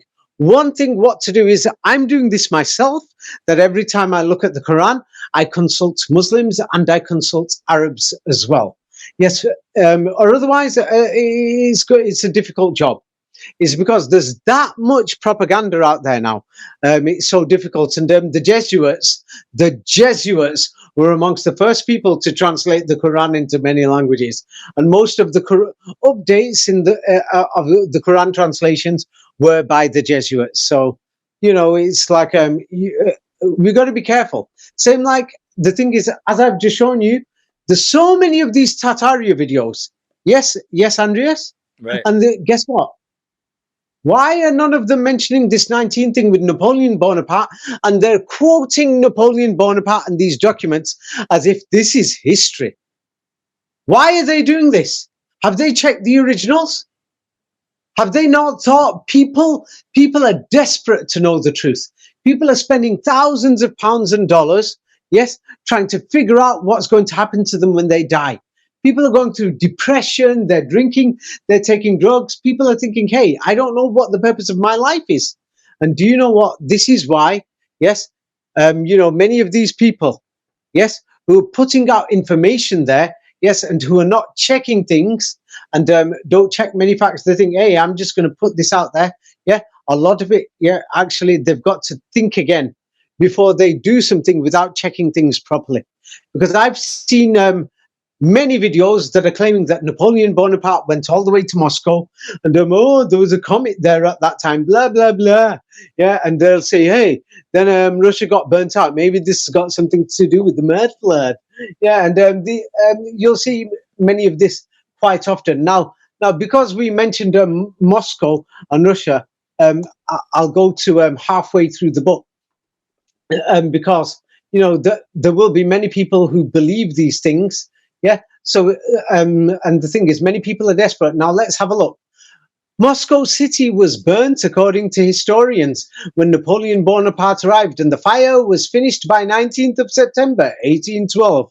Yeah, when Napoleon went to the Kremlin, yes, at that time, they say there was 19 towers, but other historians say there wasn't, there's 20. But the 20th tower is not part of the walls. So the Moscow Kremlin walls has got 19 towers. Whoever put them there. Oh, yes, the Moscow Kremlin wall reaches a height of up to 19 meters. Yes, the Napoleon, yes, realizing that Moscow's burnt and nothing to do, he begins his famous retreat of Moscow on the 19th of October. He just goes on and on. Yes, he goes on and on. You gotta believe all these paintings, right? The paintings are telling you you can see there are at least 19 stories to that Moscow tower in the painting. Well, about the paintings, I will give you a very simple answer. When you look at the paintings of George Washington and you'll see a short man who's overweight or a very tall man with a small head, then you'll know, hey, there's a forgery here. So now in the Napoleon paintings, yes, we can see that, people who claim that they met him or he was famous at the time, and they say thousands of people met him, but the paintings all show somebody different. Yeah. And when you said you said before that the thing is they spoke French. Yes. So now the nobility, yes, were speaking French in Europe even before the French people spoke French. So where did the French language come from?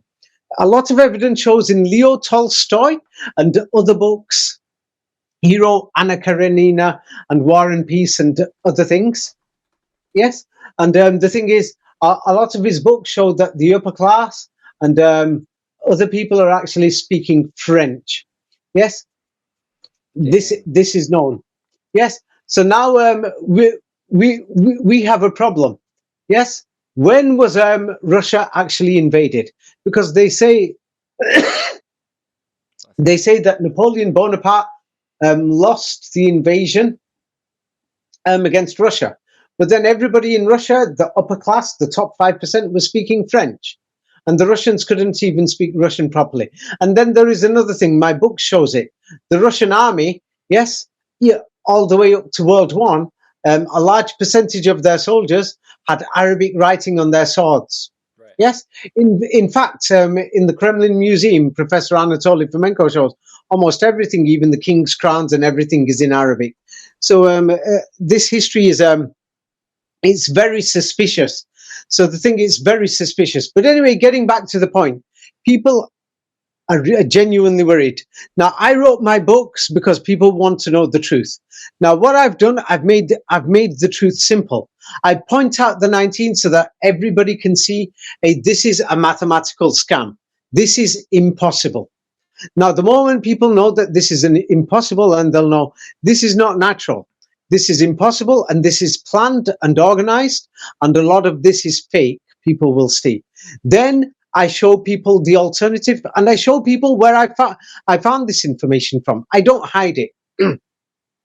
Yes, now if I want to keep my own reputation, yes, because I know that people have a negative impression of Islam and the Quran, because the society we live in has shown that it is the enemy, I can think of myself and my own reputation, yes, and just make up a story and say, I'm a genius. I'm David Ewing Jr. Same like J.R. Ewing from Texas. I can tell the world and say, I'm a genius. I'm a great mathematician. I noticed all the 19s myself. I'm taking all the credit for myself. I can be a liar. Now, if people want me to be a liar, okay, I'll be a liar. Yeah? And then I'll take all the credit for it. Yes, I'll take all the credit. Same like many other people are doing, they're claiming to be revealing the truth. At least I'm telling people the truth. The number 19. New idea, but yeah, for sure. Yeah. So I'm telling the truth where I found it from. It says in the Quran that there's people there who are plotting and scheming. And it talks about the number 19 and says that you will find the truth through this. It tells you this. That's in chapter 74 of the Quran. Many of the translations are done by Jesuits online. So I recommend people not to trust them. If they know any people who speak fluent Arabic, tell that person to open the Quran and sit down in front of you and tell you what it means. Don't trust online translations, except a few. It's a nightmare. Right. In my books, I've done a translation as near as I can. Yeah. So the thing is, I'm telling people this because people are desperate. People are worried, thinking, hey, what is the reason for why am I alive? What is the purpose? I'm seeing all these things backwards. They're telling, this is we got Arabic, French-speaking Russians in a place where Napoleon can't be proven to be found. That's a lot. That's a lot for people. It's a lot, but everybody knows. Yeah, everybody knows that something is wrong. We can find. Yeah. People are not stupid. Everybody knows that there is something wrong with the weapons of mass destruction, and they took the war in Iraq. 19 years. Yes, a war in Afghanistan was another 19 years. Yes, and the war in Vietnam was another 19 years. Yes, everybody knows there is something wrong. Everybody knows that it's a big joke. So now the thing is, if people want to know, yes, maybe the truth is on the other side of the world, on the side of the world that everybody thinks is garbage. Yes, if people are looking down saying, no, that's the enemy, maybe that is not the enemy. Right. Maybe the truth is on that side. Because what is wrong? What is wrong with this Quran? All it's saying is that Jesus Christ was a man. All it's saying is that Jesus Christ was a normal man and he was a prophet, or prophet like a professor, a teacher. What is wrong when the Quran says this? That it's saying he wasn't Superman. That it's saying that, he wasn't God who came back from the dead. He wasn't the Son of God. He is not part of a Trinity. What is wrong when the Quran says, hey, God is God, simple as. And God created the world, and God created the world from nothing. Yes, that's how powerful God is. And the way the Quran defines God, many people in the United States and in Europe are not atheists.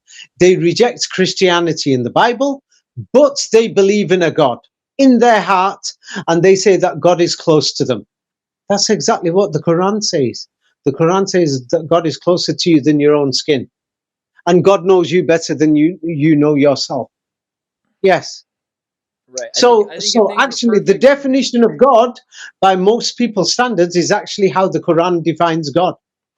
I Yes. think at most, I think for the most part, people would find that there's no pure truth in their own in their own didactic belief. If everyone shared what they knew, there'd be more truth between the two of them. Okay. Like it's not one or the What other. do you mean by in their own? Most people. I think there's a problem here thinking that Islam would have probably made the world a much better place everywhere if it was the 100% pure truth. It probably has some of the truth, and we have some of the truth, and we have to combine it. Yes, yes, you've got a great point. I'm not talking about Islam here. I'm talking about the Arabic Quran. Right. I'm making this clear. Huge distinction. Yes, I'm separating that book because Islam as a religion is what people are doing. Yes, I'm not talking what people are doing, because I know people who've read the Quran and they've said, "Hey, I'm from Holland. I read the book, but I met some people who live in my neighborhood. They're Muslim, and they told me this is their definition of Islam and what they do. But I read the Quran, and none of this stuff is in that book." Yes. Right. Yeah, exactly. No, same like somebody can say, "Hey, I read the Bible." Yes, and I've seen Christians doing this, right. and none of this stuff is in the Bible. Right. Yes. It's interesting also because you pointed out the Uthman Quran at some point, and it's very different looking. It's written in the old style. I mean, it's where Yes. the Uthman Quran. Now the thing is, I mentioned the basics of that. Right. Now that is another long story. It came from Russia, but the history of Russia is very suspicious. Yeah. That Russia used to have its own calendar, and then they changed the calendar under Peter the Great. Anybody can check this. Mm-hmm. Now, Peter the Great, let me just find it. Yes, what did he do? Peter the Great, let me see. He's famous for a lot of things. Peter the Great also did the transatlantic, Trans-Siberian train and telegram line. He gets credit for so many things. Right. Now, Peter the Great in 1699. Are you talking about Catherine the Great or Peter the Great? Catherine's son, Oh, Peter. Catherine's okay. son, Peter. Yeah. He was Okay. raised by Well, Peter the Great of the year 1699. Yeah. Yes. Changed the Russian calendar on the 19th of December, 1699. There we go. And that calendar, historians claim that calendar was 7,000 years old. Now, Peter the Great, he married Catherine on 19th of February, 1712.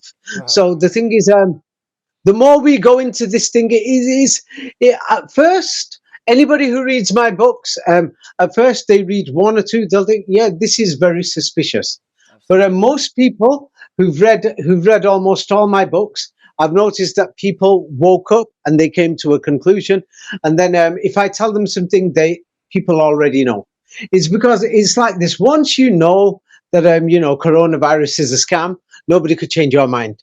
Right. Once you know that the weapons of mass destruction is a scam, that's it. You woke up. Once you know that September the 11th was an inside job, no matter what people are going to say or video evidence they're going to show you, you know that it's a scam.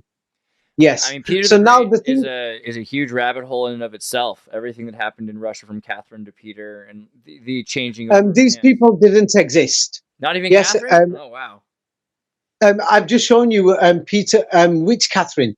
The first Empress Catherine or Catherine the Great? Catherine the Great, mother of Peter the Great.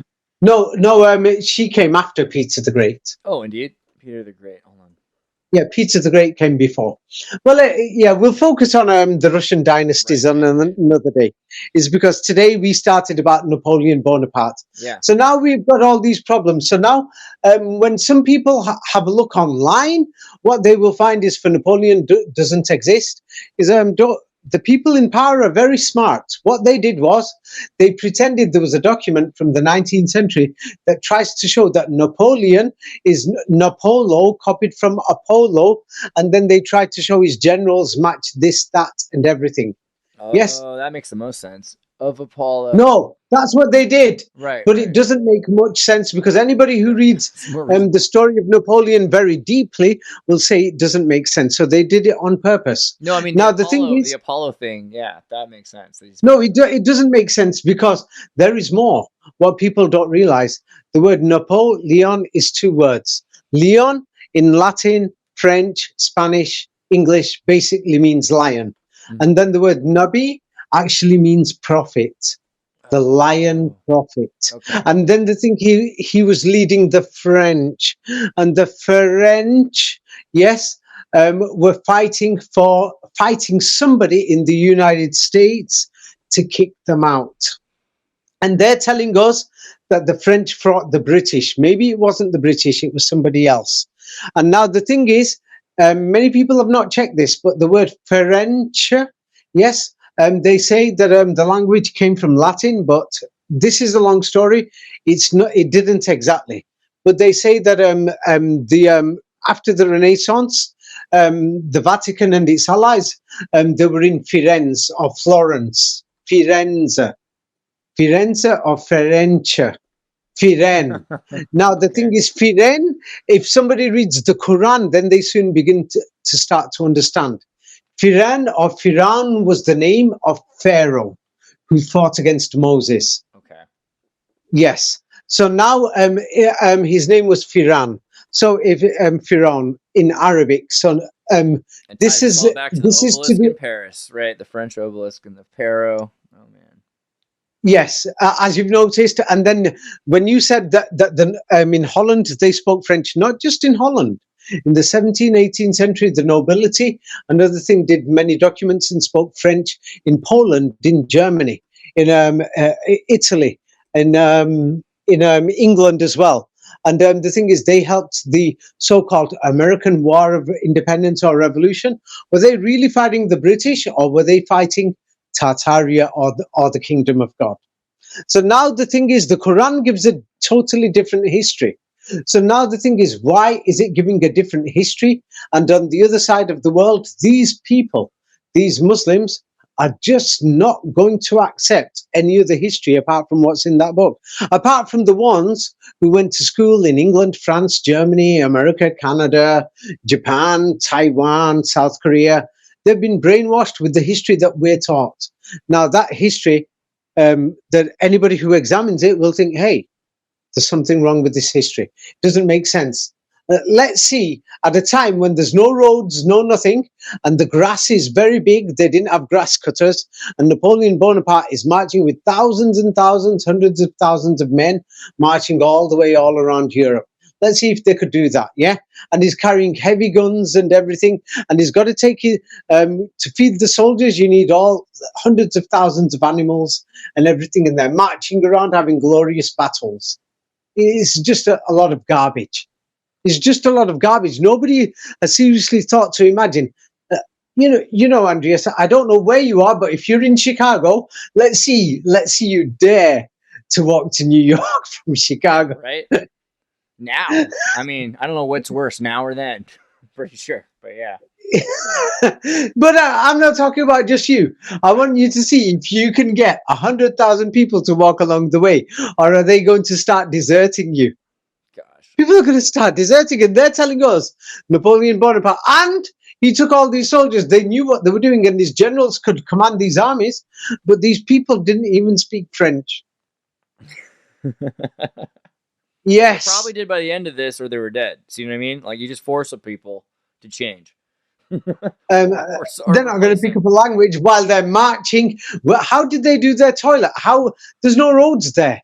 How are they carrying the animals, the guns? Don't forget, the guns were heavy in them days. We're talking about 200 years ago. The bullets, everything.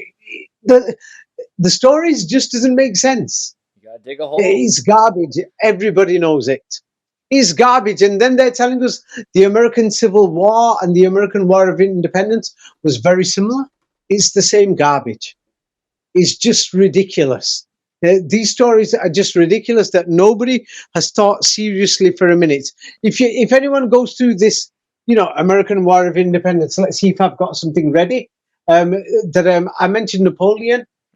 Now the thing is, if I mention America, Now the thing is, these are all in my books, and I recommend people for the Matrix or Code 19 or Alpha and Omega codes, because people are going to be asking about, and people are really going to be worried about this. So now let me send you a few things, and about the American War of Independence, and then you'll soon know it's just a joke.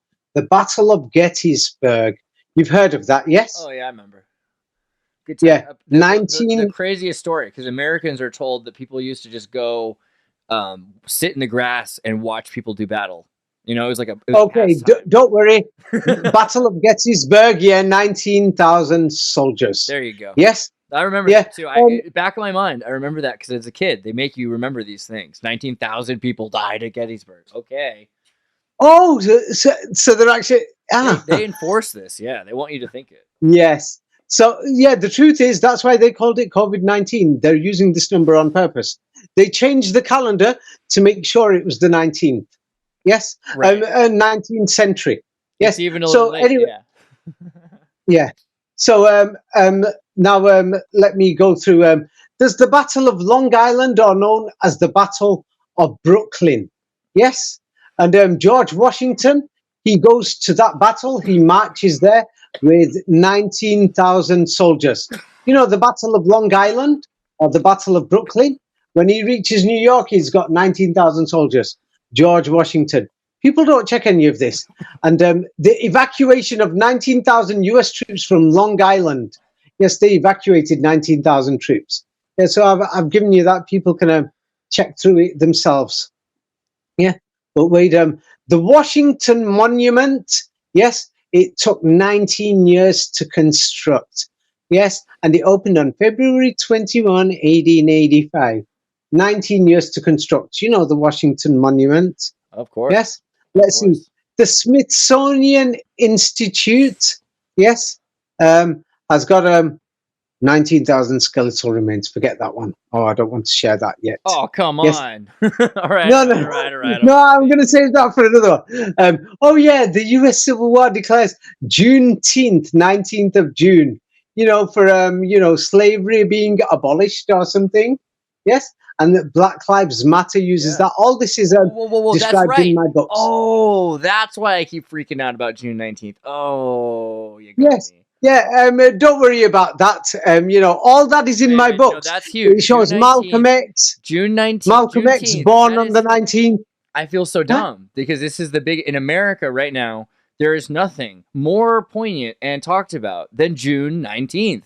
Juneteenth is a holiday they're trying to make. They're trying to turn June 19th into the most important holiday in the world because it has to do with slavery and freedom and, the people being free. Okay. June 19th is a day that because you mentioned that, I was going to go to the Civil War, but I'm not going to do the Civil War, yes, but anybody read my books, trust me, it's so big, and I'm sorry I won't do that because I want to go on to June 19 now. Okay. Because the thing is, you are going to think, what the hell? But this is in my books. And you'll soon start thinking, damn, David, even you will want to read my books and you'll be totally worried. Malcolm X. Yeah, let's start with Malcolm X. And what do we know about him? He's awesome. What does it? He better exist. Don't tell me Malcolm X doesn't exist. I won't be able to handle it. Right. Malcolm X, yes. They turn around and say that there's the FBI files on him. Yeah. And the FBI files have got 19 sections. Yeah. 19 sections for the Malcolm X files. That's the second time I've seen 36 also, or third at least. 36. Yeah, now Malcolm X wrote his autobiography while he was alive. He took part in it with Alex Haley. That's the main autobiography. But because the guy got killed, they had to stop the autobiography at chapter 19, unfortunately. Yes. And Malcolm X, he found out, he told the world that they're going to kill me, they're going to assassinate me. And he announced it to television, to Gordon Parks, on the 19th of February, 1965. Oh, yeah, Mohammed Abdulaziz, yes, got sent to prison for assassinating Malcolm X. And he's always said, it's not me, I didn't do it. But they sent him to jail for 19 years. And he keeps saying, it wasn't me, it wasn't me, it wasn't me. Oh, yeah, Denzel Washington made the film Malcolm X. Yeah. And they were so lucky. The movie got, at that time, it got 19 awards. I could just go on and on and on. Yeah, I'm being serious to you that you will think that this is one of the There it most is. organized, controlled, you know, stuff that's going on. 19 wins Yeah. and 24 nominations, 1823. I mean, it's just everything all at once. It's a lot. 19 wins. Yeah, yeah. So now, let me show you now. So the Black Lives Matter, Juneteenth. George Floyd died on 25th of May, 2020. Right. Immediate reports were 19,000 people watched the video of George Floyd live as he died. Whether it was live or not is another issue. Right. So now Black Lives Matter. Where did the idea come from? Black Lives Matter at school? Yeah. Where did this idea come from? The idea started 19th of October, 2016, for Wow. it to be taught in school. Oh, yeah. So now, according to historians, 19th of June is the end of slavery. I've already sent you that. So now they turn around and say that during the Civil War, 190,000 African Americans served in the Civil War. Yes. The historians say it's about 186,000, or call it 190,000 African Americans. And then they say out of this, 19,000 African Americans were in the U.S. Navy during the Civil War. Yes, there was 19,000 of them. Now, there's the American natives. They were inspired by Black Lives Matter, and they had their first protest on 19th of December 2014, and it's called Native Lives Matter.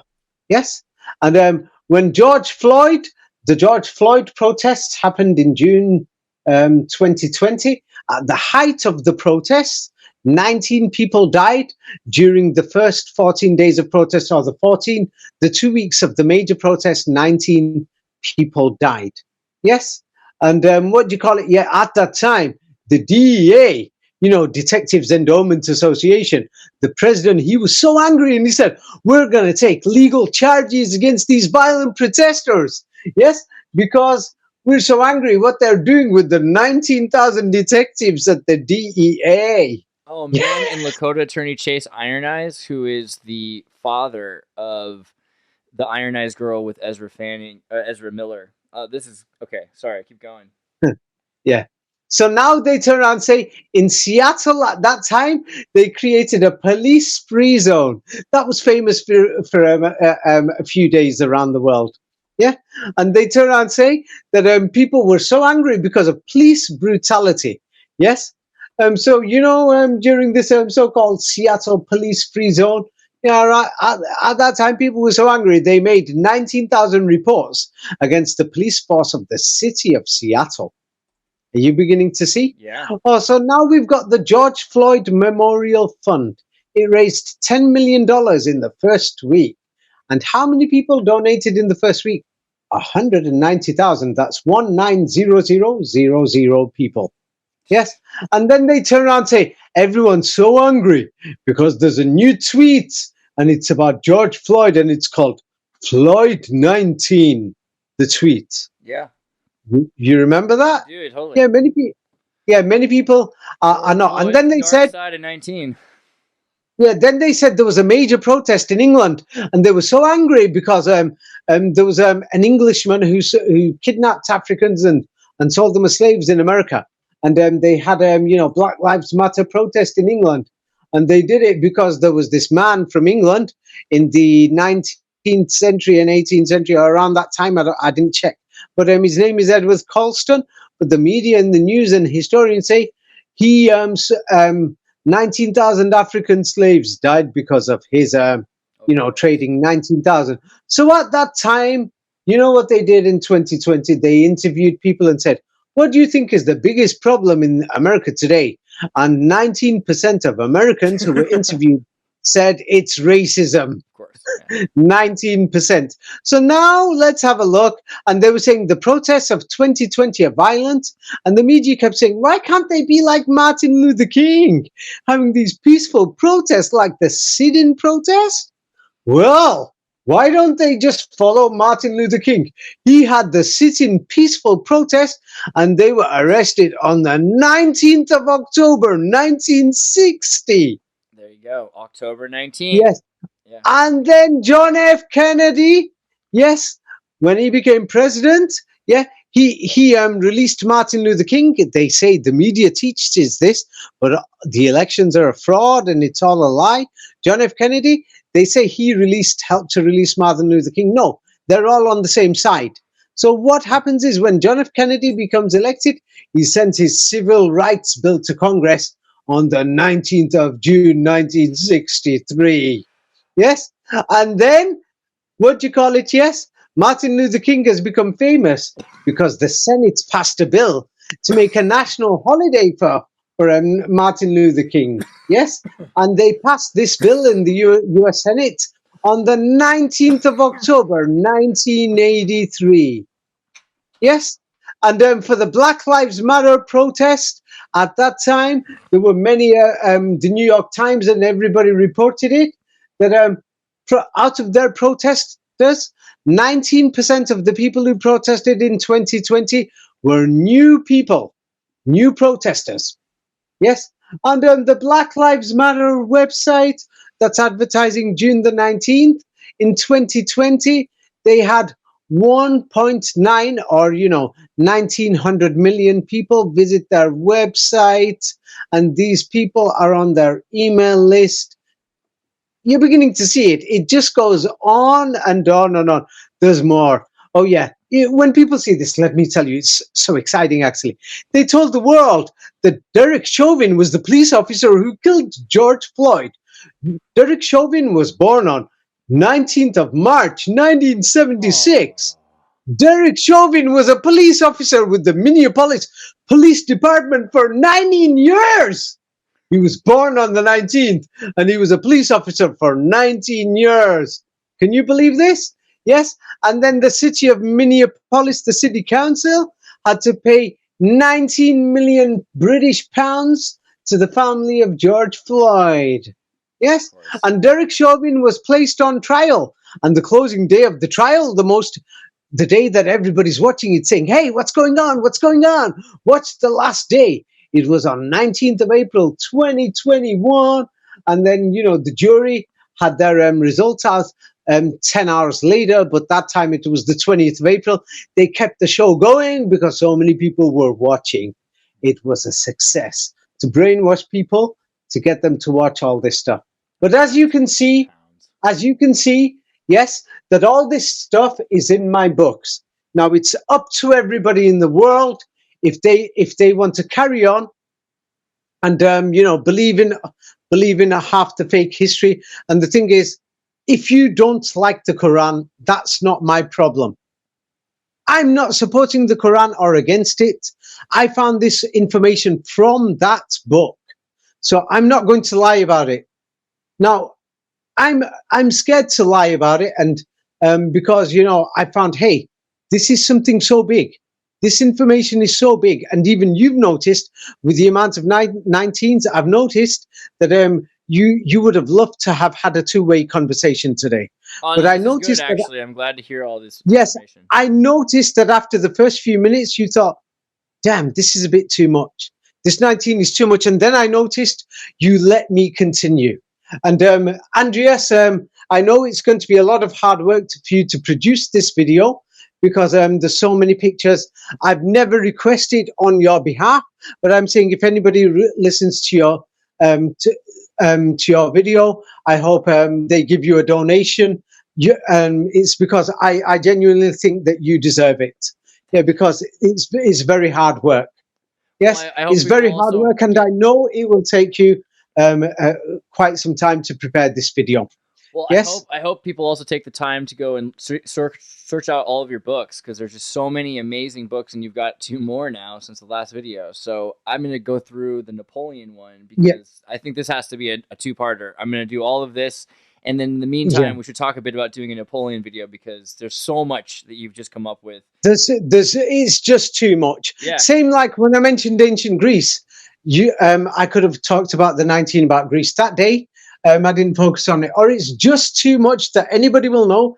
The history of Plato, Aristotle, and the rest of them is just fake. It's a garbage. It's just total garbage. Is 19 right now. That connects to that Iron Skies lawyer. That's the daughter of the lawyer for the George Floyd thing. I mean, there's just so many things. Yeah, yeah. It's crazy. There's so much of it, and the thing is, in my books, I've gone through it in detail. Now, the thing is, the purpose. Many people will want to know more information. If you really want to know why we are alive, yes, I don't totally know. I'm not going to pretend and say I know. I'm not going to lie to you and say I know. I don't know. I have beliefs like everybody else. Now, some people will say, am I against Jesus Christ? No, I think he was a great man. Absolutely not right. Yeah, I think he was a great man. But I'm not going to just say, maybe he jumped out of his grave. I don't know that. I don't have the proof. But what the evidence does show is that Christianity and the Vatican and all these other people in power have fabricated history, and they are using the number 19, and have found it with the lies within Christianity. Now, if somebody's going to ask me to accept that, how can I? Right. How can I? When the evidence is against it, I'm somebody that I look for evidence. I'm not somebody that is just going to sit there on a theory. Now, when I saw this number 19 thing, yes, and I'm seeing it in events that are happening today, that's when I know it's organized. When I see it in the media, that's when I know they're reporting something with a lie, and maybe there's something more, they're hiding something more. This is when I investigate. But why am I doing it? Because the Quran actually gives you this advice.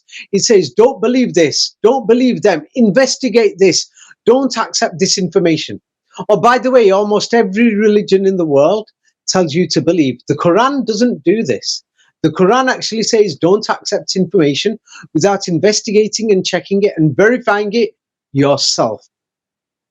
Right. This is totally different from what I'd expect.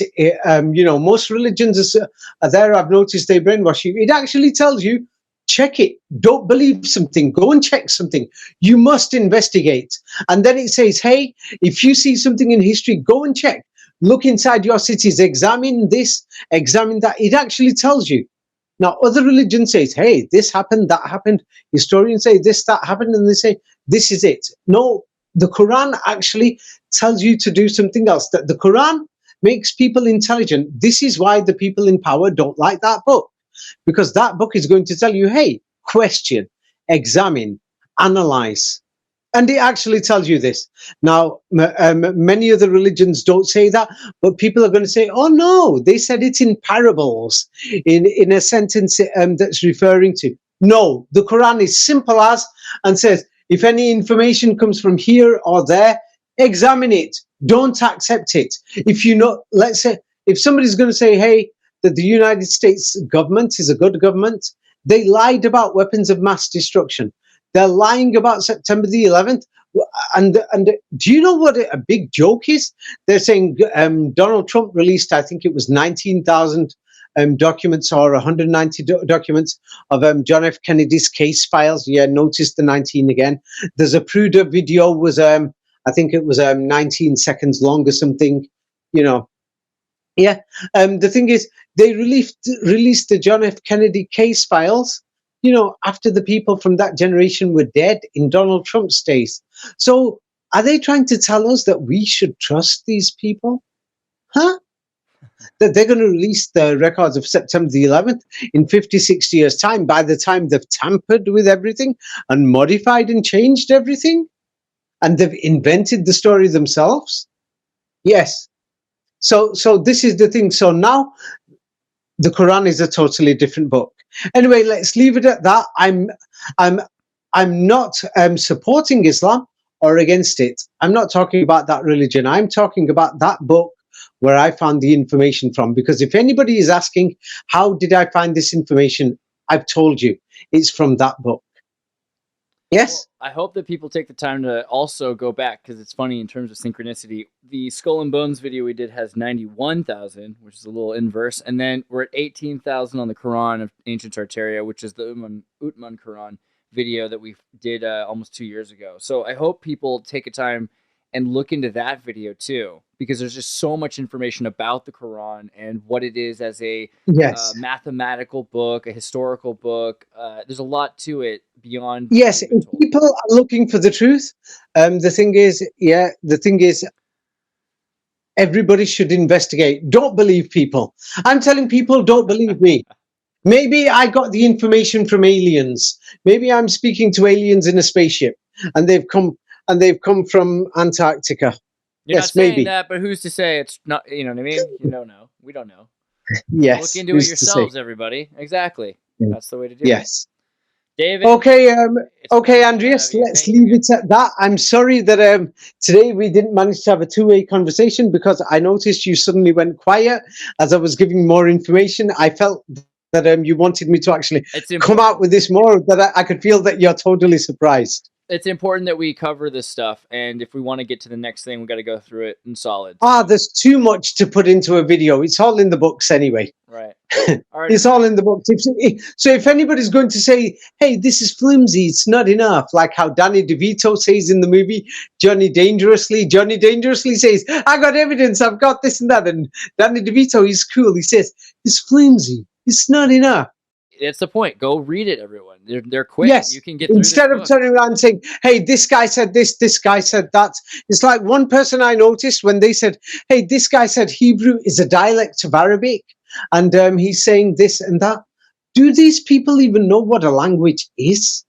Did they ever spend time in Peru with village people that people from one village don't understand the next village? Are they speaking different languages or dialects? And what is the definition of a dialect or a language? Man, I got so confused trying Do to these speak people Spanish. even know? How many languages do these people speak? So the thing If is, you go to many try to speak people- Spanish in Argentina and they do the ja sound instead of the ya sound, it'll confuse you. You know? yeah, does that mean it's a different language or is it just somebody's pronunciation? Right. So now the thing is, if I turn around and said something is a dialect, now the definition meaning of a dialect and language based on the context of the conversation, there's several meanings to every single thing. Now the intelligent person will understand. The argumentative person who cannot see the overall general point is going to, just be argumentative, the difficult person. But one thing is, yes, I'm sure that anybody who saw that, who goes through this video today, I've just given a basic introduction on Napoleon Bonaparte.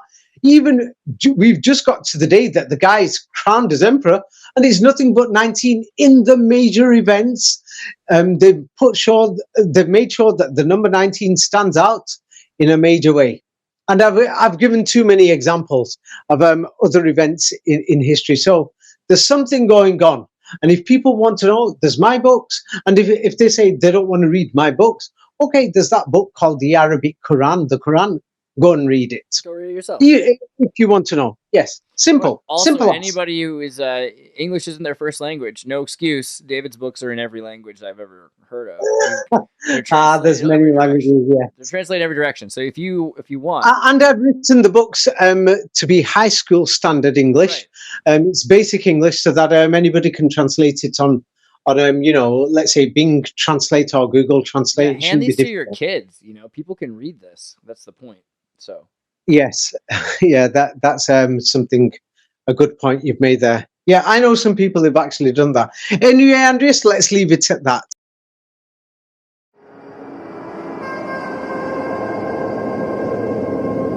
Hey, everybody, tune in to Recent Targaryens. Recent Targaryen. Recent Targaryen.